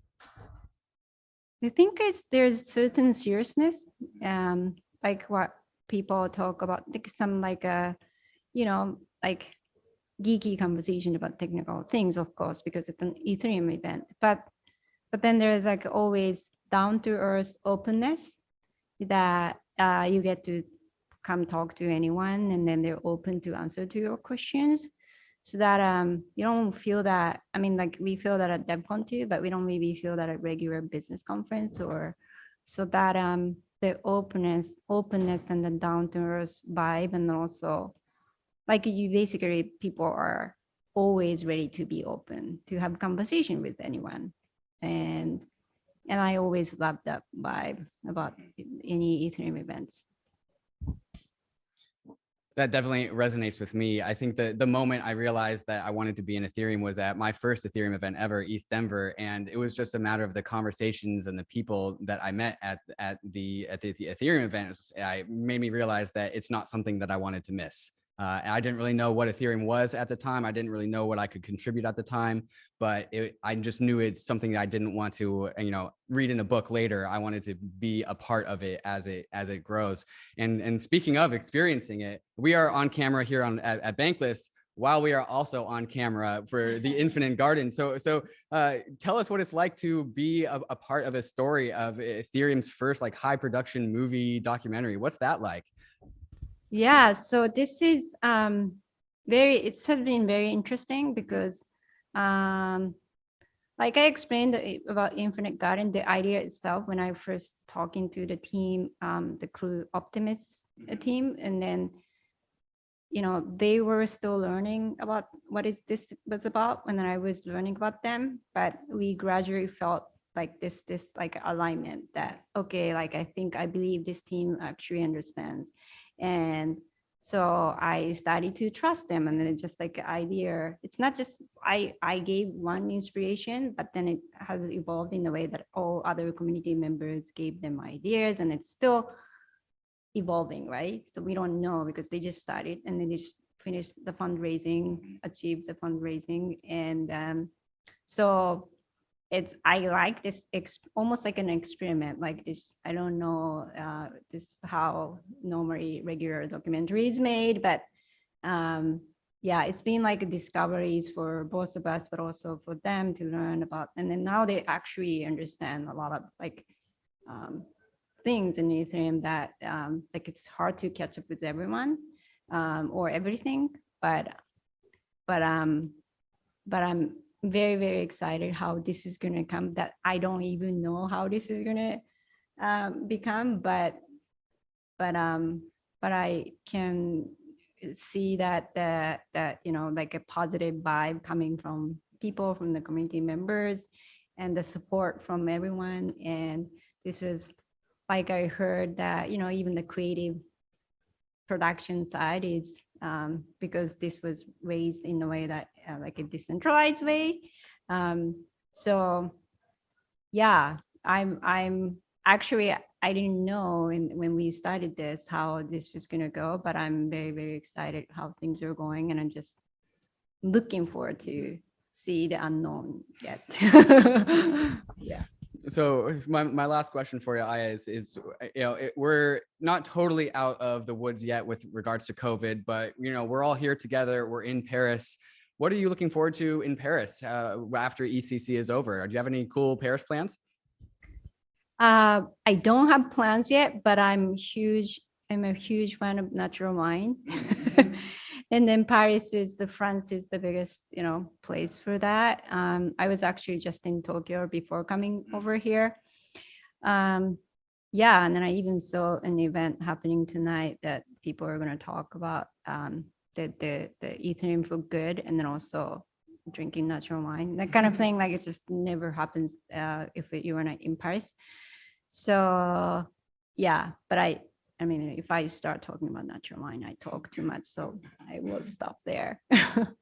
Ethereum for good and natural wine.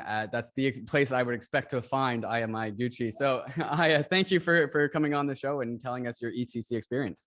Thank you very much. When you shop for plane tickets, you probably use Kayak, Expedia, or Google to compare ticket prices. So why would you limit yourself to just one exchange when you trade crypto? When you make your trades, you want to make sure that you're getting the best possible price on your trade and that you aren't paying high gas costs that you could have otherwise avoided. That's why you should be using MATCHA. MATCHA routes your orders across all the various DeFi exchanges on Ethereum, Polygon, Binance Smart Chain, and gives you the best possible prices without taking any commissions. MATCHA has smart order routing that splits your order across multiple liquidity sources if MATCHA sees that it gets you better pricing. Trading on MATCHA is super easy because it pools the liquidity for me into a single easy-to-use platform. MATCHA also allows for you to make limit orders on chain, so you can set and forget your DeFi trades, and they will go through automatically while you're away. New to MATCHA is an integrated fiat on-ramp, so you can purchase crypto directly with your credit or debit card and have that fiat be instantly traded for any token that has liquidity. When you're making a trade, head over to matcha.xyz/bankless and connect your wallet to start getting the best prices and most liquidity when you trade your crypto assets. Bankless is proud to be supported by UNISWAP. UNISWAP is a new paradigm in asset exchange infrastructure. Instead of a cumbersome order book system where trades are matched with other humans, UNISWAP is an autonomous piece of software on Ethereum, which is what Ryan and I call a money robot. No human counterparties or centralized intermediaries, just autonomous code on Ethereum. Input the token you want to sell and receive the token you want to buy. Something brand new in the Uniswap ecosystem is the Uniswap Grants program is now accepting applications for grants. We have been saying this for a while and we'll say it again. DAOs have money and they are in need of labor. If you think that you have something to contribute to the Uniswap DAO, apply for a grant to Uniswap. Just look at the size of the Uniswap treasury. It's almost $3 billion. This mountain of capital is looking for labor. Do you have something of value to contribute to the Uniswap DAO? No matter how big or small your idea is, you can apply for a uni grant at unigrants.org and help steer Uniswap in the direction that you think it should go. That's exactly what we did to get Uniswap to be a sponsor for Bankless, and you can do the same for your project. Thank you, Uniswap, for sponsoring Bankless. All right, guys, I'm here with Cooper Turley. Cooper, how excited are you for ETHCC? Tell me all about it. I am super excited. This time last year, I got COVID at this very conference, so it's very great to be back, wearing masks, feeling healthy, feeling good. Life is great. Yeah, we didn't really have a mask this time last year for ETHCC. A little bit naive at that time, but we really didn't know what's coming. I know you're excited for the resurgence of crypto events and Ethereum events, but specifically with this ETHCC event, what are you excited about just on this one? I'm really excited just to hear about the progress that's been made. You know, I think that a lot has happened over the last year. We've been living online. I think this is the first time where people can come and talk about things IRL. For me, that's where you really get a vibe of like which projects have the most attention and energy just based off what people are talking about at these events. So it's great to go a little bit beyond Twitter, Discord, Telegram, you know, see people IRL and hear what's really exciting and worth paying attention to.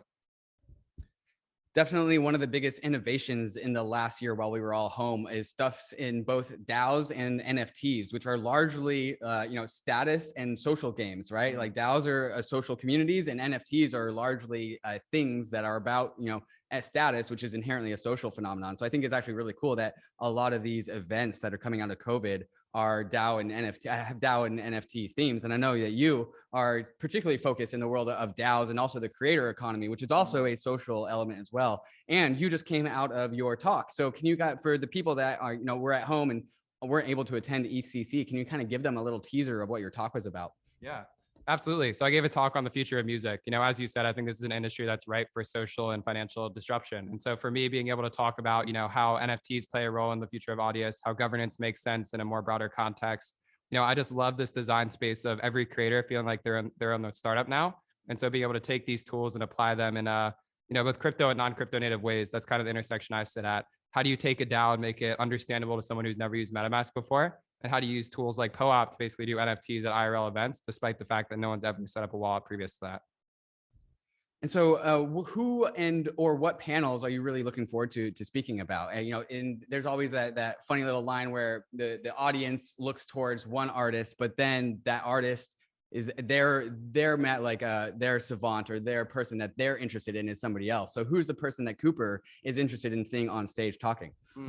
I mean, it's going to be a cliche answer, but I think Vitalik is going to be fantastic. I love coming to see him talk IRL because you never know what he's going to talk about. It kind of always gives you something to look forward to a little bit further along. So obviously he's not super active on Twitter. And so being able to hear about what he's been pontificating on over the past year, while we've been locked in COVID, it should be a good way to just refresh and see where things are at.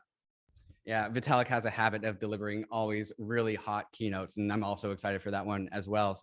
For people that weren't able to attend ETHCC, can you kind of tell them what's the vibe like from your perspective? And how does this ETHCC event differ from the one last year and also other crypto events that you've been to? Yeah, that's a great question. I mean, I think of ETHCC as a community conference. So obviously there's a lot of developers here. There's a lot of ecosystem partners. Where this differs from maybe like a DevCon or an ETH Global event is that this is much more community focused. You're going to see 100 talks over the course of 3 days. You're going to hear about a bunch of different projects. While there's a bunch of builders here, I think that this talk is about conference context. Basically, leave this conference feeling like you have a good understanding of where the industry is at, which projects are worth paying attention to, and what people are working on. So that as you go back to your digital life, you can have an understanding of like, oh, these people are hanging out with these people are partnering with these people. This event was really cool, and there's a nice vibe going to it. And so I just love Ethereum conferences in general. I mean, you'll catch me at every major one this year for the next couple of years of my life if I have something to say about it. And so just being here in person, it's really important to remember our roots. I think that Ether went up a lot this past year. And for a lot of people, there's maybe a feeling that you don't need to be as present at these things anymore. But I think for me, it's now more important than ever to show face and show that regardless of what happens financially, that we're all here for the same reason. One of everyone's favorite parts about these crypto events and crypto conferences is that there's a bunch of satellite or peripheral events that happen after the scene. So what are you going to after today or tomorrow or Thursday that you are really excited about? I'm really stoked about the FWB party tonight. We actually built a tool to be able to do IRL RSVPs with token gated access. So basically you RSVP by holding tokens, you receive a QR code, and when you sign into the event, it still makes sure that you're holding tokens at the event. So I'm really excited about that primitive. That's later tonight.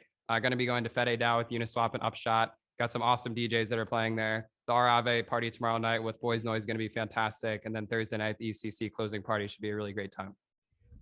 Yeah, so Cooper is the absolute embodiment of the social scene around crypto and crypto events. And so take a leaf out of Cooper's book when you come into crypto events. Plan ahead, because there's so many events that you need to go to. And if you don't plan ahead, then you're going to miss them. Cooper, thank you so much for coming and sharing us your ETHCC story. Pleasure to be here, man. I look forward to seeing the recap, and everyone have a fantastic week. All right, everyone, I'm here with Simona Pop from Status. And Simona, I have seen just almost at every single crypto Ethereum event that I've ever been to. And so I kind of want to lead with that question. Simona, can you tell our listeners who maybe haven't been to an Ethereum or crypto event, what are they missing out on, and maybe why should they go to one in the future? Hey, thanks for having me on the podcast, and great to see each other again. I feel this is such a great time to, everybody's back together, everybody's enjoying, obviously, Paris. Summer in Paris is wonderful. But when it comes to Ethereum events, I feel they are so many steps apart from your traditional crypto event. I feel the atmosphere, the vibe is completely different, and it's an incredibly, incredibly welcoming one, which is why, particularly for newcomers, I feel Ethereum events are the way to kind of try and test and kind of immerse themselves into the space, because everybody's incredibly helpful, everybody's incredibly, welcoming, positive. And it just, that's why I guess I go to all of them, because it's such a wonderful time and just catching up with everybody. So I've seen you at ETH Denver, and I know you've gone to DevCon and all the other previous ETHCC events. And we just came out of over a year-long lockdown with COVID, and now we're finally getting into the world of events once again. So with this, the first ETHCC event out of COVID, what are you specifically excited for with this one particular event? I think obviously the main piece is the everybody getting back together again, seeing each other after such a long time, is a mix of, I guess, joy, a little bit of a this is so intense after not seeing people for so long. But I think the main vibe, I would say, is so much has happened in this past year and a half, and there's so much to celebrate going forward that I feel it's that kind of celebration that we're all back, celebration for the work that we've been doing in these like stressful conditions, and also, the future of France and and everything that brings. So just a great celebration, I would say, of Ethereum, of each other. So yeah, very, very, positive, joyful vibes. What was I going to ask? So with all of the talks and panelists that are happening, what are you specifically looking for? What a panel or topic are you really excited about? And who of the panelists or the speakers are you really excited to see talk? I think I really, there's, should I start again? Yeah, go for it. I think it's really, as always with ETHCC, one of the main things that I love about it is it brings together so many different types of speakers, so many different topics, and it's not necessarily just the technical stuff. It blends really, really well with, talks about UX and where that's heading and how we're improving and so on. So I think it's a real good mix of so many different topics and so many different, forecasts for 2021 and where we're heading. Obviously from our side, we have a workshop that the Waku team from Status is doing, and it's all about, I won't say too much, but maybe an integration with Wallet Connect and so on, and how that's kind of going to, again, enable that better experience, that much, setting ourselves up for that mass adoption that we're all looking for. So many things, and also let's remember there's so many side events. Right. It is a busy agenda packed with so much. So I think obviously Ethereum Magicians are having their event as well. I think it's today. Then there's the DAO event on Friday. So it's just so many things. But again, great things because there are so many interesting things happening. I definitely think that should be a big takeaway for the listeners who are looking to experience their first, Ethereum event. Is like, it's not just the conference, but it's just a litany of just satellite events that happen after the fact. And I'm also really excited for those as well. People think that these things are technical conferences about information and, trends, but it's also really, really social. And I think I see you as like one of the social leaders in the community. You're always at the events. You're always talking to people. And you also mentioned Status. So kind of give us the update on Status, and also for the listeners who might not be familiar with what Status is. Tell us what Status is and why we need it in 2021, and maybe what the future roadmap of Status looks like. Absolutely. And just circling back a little bit to that social element, I think it's such a great way to actually experience crypto and meet so many people and become aware of so many of the great projects that are in this space, and so many people who have, let's say, attended conferences or hackathons remain in the ecosystem. I know so many people who, came in 2017, 2018 and are now pretty big deals in the space. So absolutely very, very a meritocracy kind of dynamic. Status-wise, it is a Web3 wallet. It is a chat, privacy-first chat, censorship-resistant, and a Web3 browser. What that means is you have all of these incredibly powerful pieces in one application. And because we're mobile first, and this is very important from my perspective, it's that accessibility for people who may not be tied to their laptops, who may not have a laptop, right? There's so much digital access that happens via your mobile phone. And I personally believe that it is incredibly, incredibly important to have a powerful piece that can almost be the gateway to Ethereum, because it does all of the things. And so with our work, for instance, in Latin America, we see this a lot, because their mobile use is the predominant access to digital services. What we're working on, and this is something that I'm incredibly passionate about, is a communities feature that will essentially bring all of those three pieces into powering Web3 communities and having those crypto native flows as part of the experience. So as you'll know, right now, Web3 communities exist on Web2 platforms, and maybe they shouldn't. So I think, again, having that stack and being able to provide that decentralized privacy-first goodness with those crypto native flows, let's just, power those Web3 communities with a Web3 stack. Obviously, there's so much to consider when you are building a censorship-resistant thing and also enabling certain levels of moderation, but we're on the right track, and hopefully we'll be able to share that with everybody very soon. And what parts about the actual status app is actually hooked into Ethereum? What parts of it actually touch the Ethereum blockchain? All of it. And so, like, it's a messaging app, kind of like Telegram. And so, like, how does my message that I send to my friend, how does that work with Ethereum? So with the messenger, obviously, you get it stored locally, right? So it is on your phone, and that's also why it's such an important piece from a privacy perspective, because when you join the app, you will see there's no phone number, there's no email. We ask nothing about your personal details.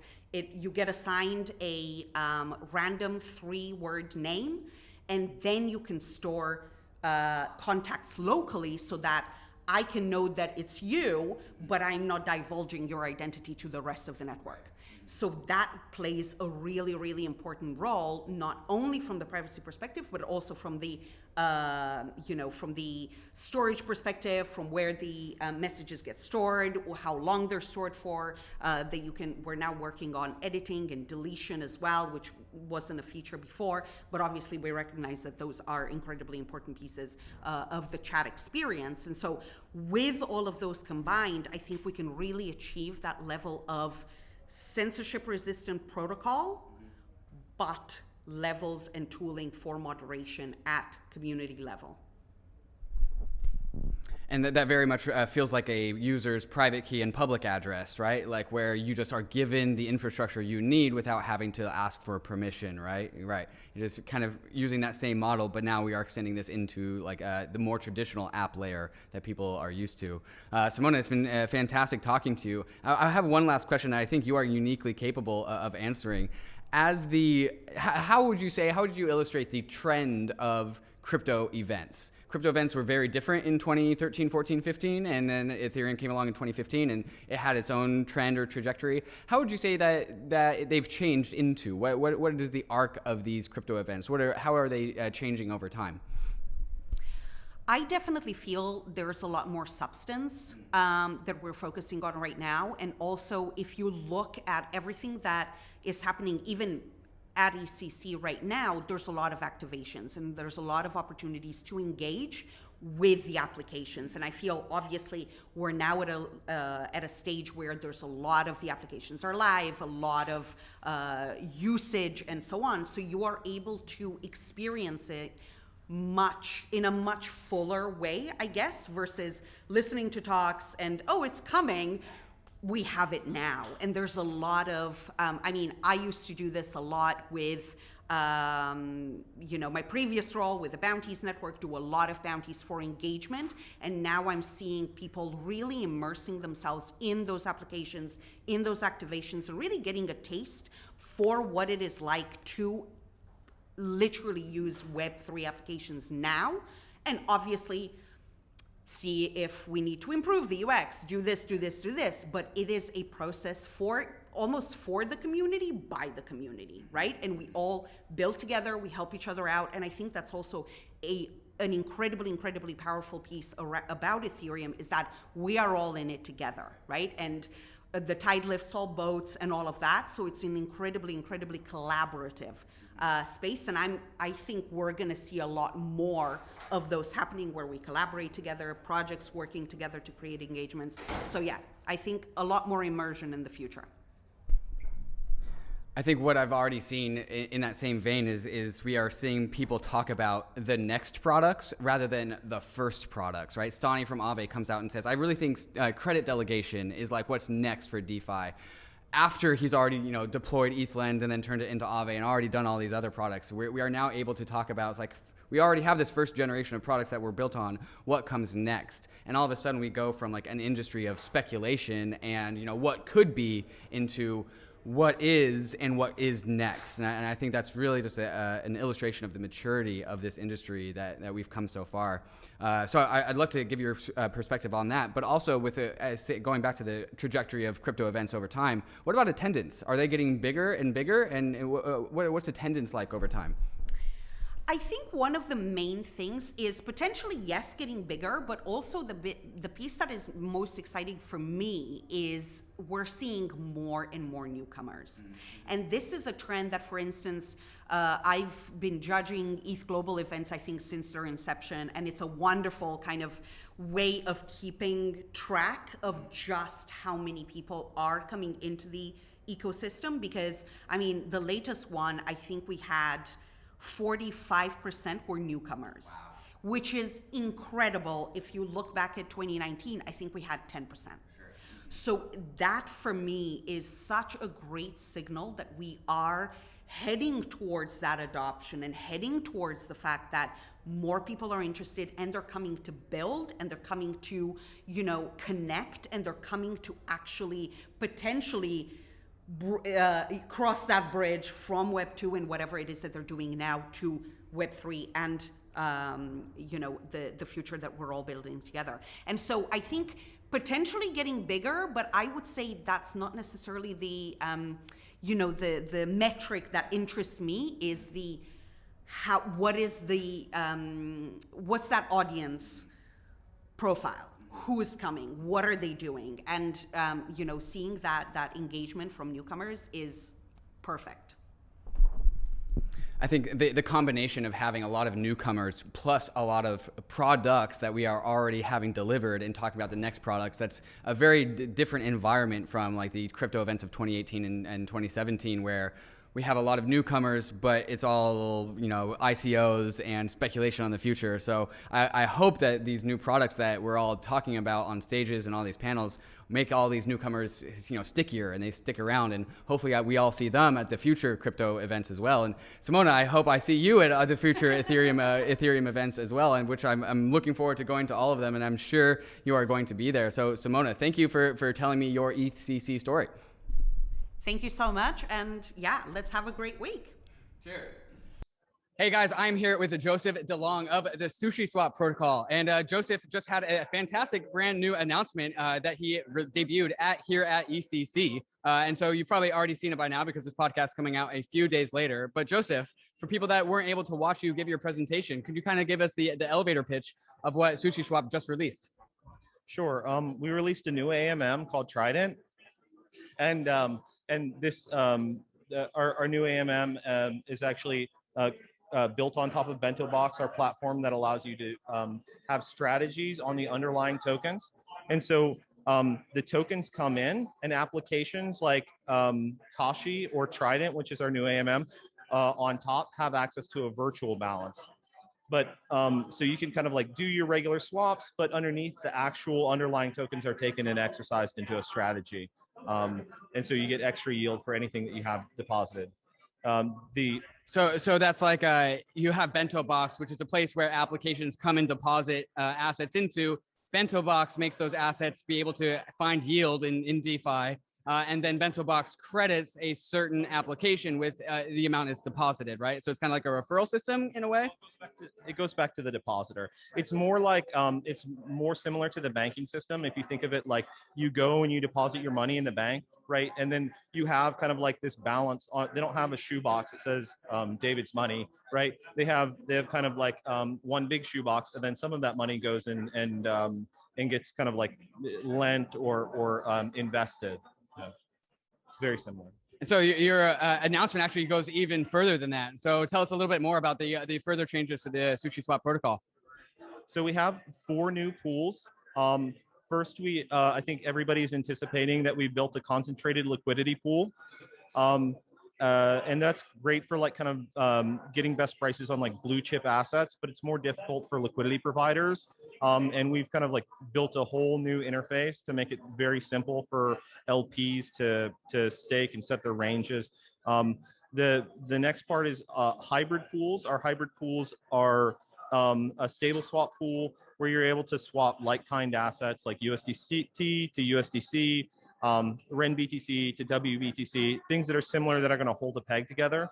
And those are permissionless, and you can create any pool with assets of 2 going all the way up to 32 different assets.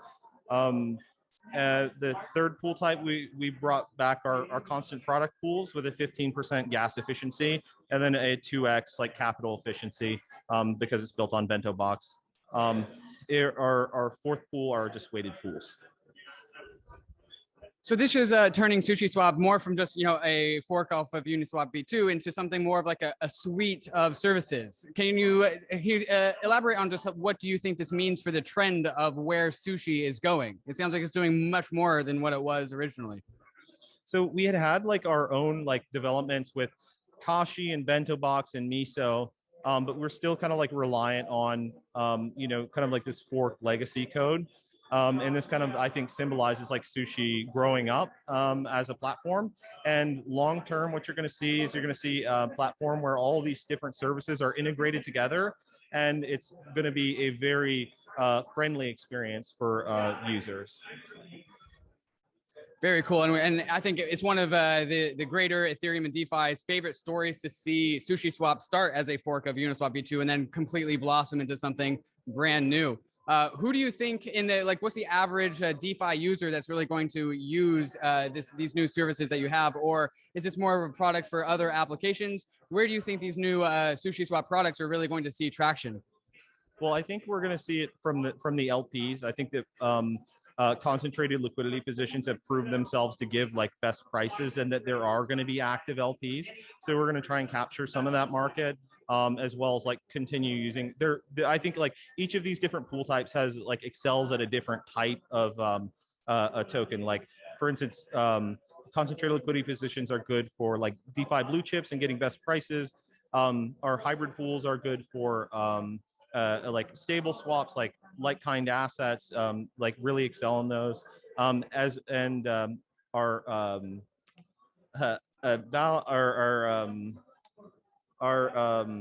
constant product pools, those are good for like kind of like long tail coins, and then like our weighted pools, those are also good for like long tail coins. Yeah, so I'm definitely excited to see just what kind of where this changes the trajectory of where SushiSwap finds adoption. But I would love to turn the conversation to some more broader ETHCC events and topics of conversation. What do you have any like topics or panels or speakers that you are really excited to hear from coming in to ETHCC? There's that like Geth Day that they're gonna do like a rundown of Geth. I'm definitely very interested in that.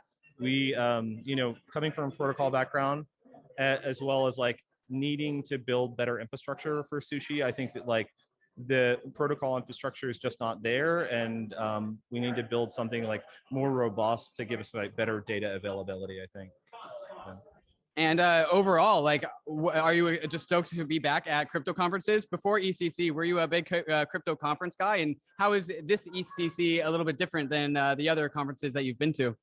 Totally. I mean, like a lot of people like dump on the conferences. I love them and have always loved them.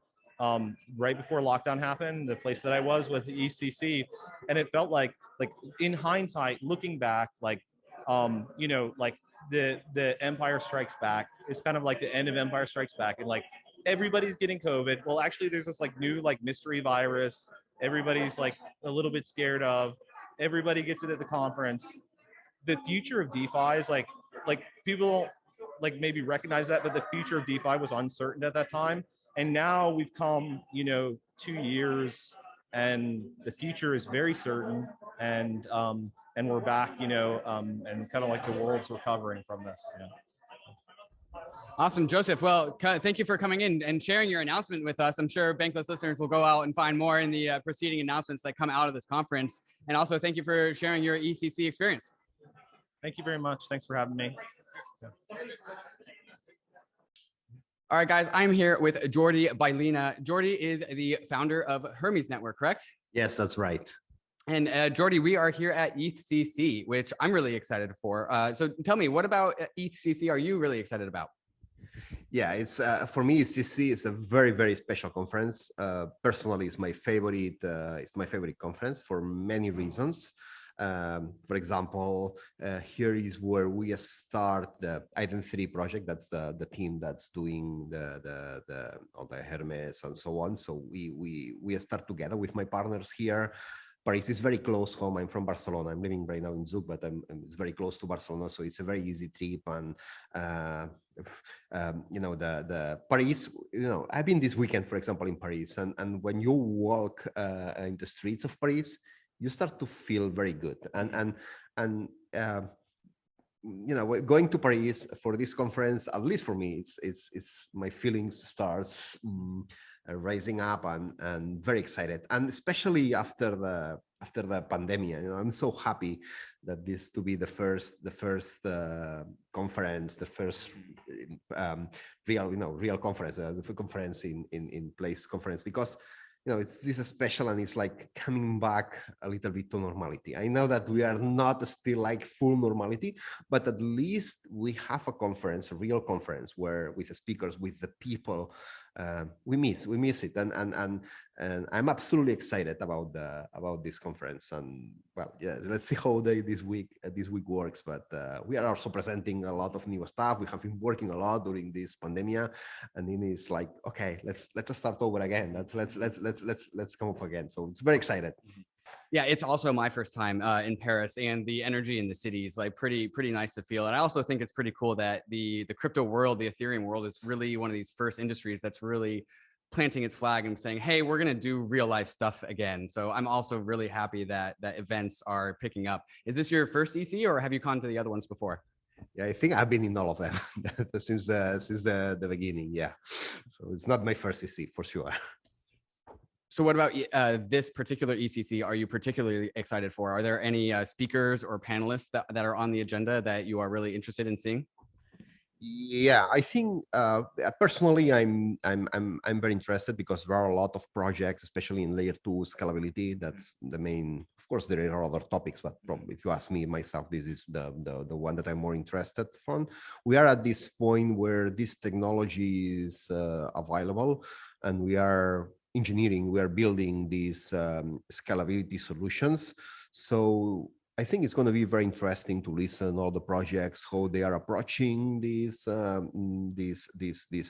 challenges of scaling and bringing the blockchain technology to mainstream, because this is it's not the only one, but probably is the most difficult piece that we are missing for bringing this technology to mainstream. So very excited to hear what other projects are doing, what researchers, different ideas, what's coming on, what applications they are planning and building. I think it's going to be very interesting, at least in the context of this scalability moment that we are living right now. As we've been speaking on the Bankless world, we keep talking about layer two summer, and we have both Optimism and Arbitrum launching sometime in July. We just saw Uniswap go live on Optimism. So let's actually dive into a little bit more about the Hermez Network, because that's actually something that we haven't actually talked about as much on the Bankless podcast. Tell us a little bit about the Hermez Network and where it fits in the whole L2 ecosystem. Well, Hermez Network is a layer 2 rollup. It's a ZK L2 rollup. It's not an Optimism. It's ZK L2 rollup. It's right now Hermez is for payments. You can do any kind of payments in layer 2.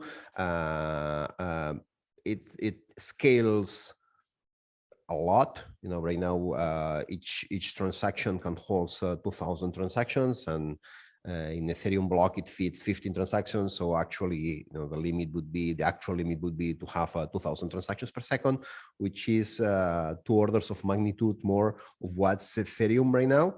And this is, you know, this is in mainnet. This is running. We launched mainnet on March.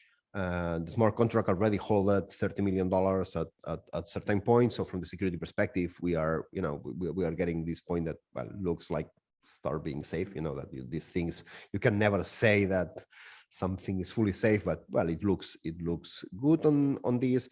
We got a lot of experience in the scaling, because scaling is not only the engine, the main technology. It's also, you know, you need to hold a lot of transactions. You need to have huge databases. You need to have explorers that holds all this information. So we got a lot of experience, a lot of information there. We are, I would say that from the Hermez perspective, we are a fully decentralized protocol. We are ramping up, and we need more transactions to fully decentralize the protocol. But the protocol is designed to be decentralized, and we hope that slowly we are getting to this decentralization point. And we are also very excited because if you see the cost per transaction, you know, for the verification of the proof and so on, we are by far we are the cheapest rollup layer 2 solution, ZK rollups layer 2 solution in at least in cost terms. Now the proof is very cheap, and the smart contract is very optimized, and we are very happy to be there. And from here, we are very excited because we are not stopping. We are doing a lot of we are growing the network, and well, we are here in Paris. We will present the ZK VM, and will be the next version of Hermez, where it's going to be possible to run smart contracts and transactions. We are implementing the Ethereum EVM bytecode to bytecode, so just implementing all the bytecodes of Ethereum EVM. So you should be able to run any smart contract in layer 2 in a rollup. And this is a project that we are working on and fully committed. We have other projects that we are also building, like a token swap service. We are building also instant payments, decentralized manner, kind of payment channels on top of layer 2. It's going to be important also to have finalities, to have better finality times for real-time projects. We want to expand Hermez networks to many communities, many countries, and start working also from the wallets and developers and different exchange and integrating it. So we have a lot of work to do, and but we are fully committed to the project. And yeah, that's what we are doing.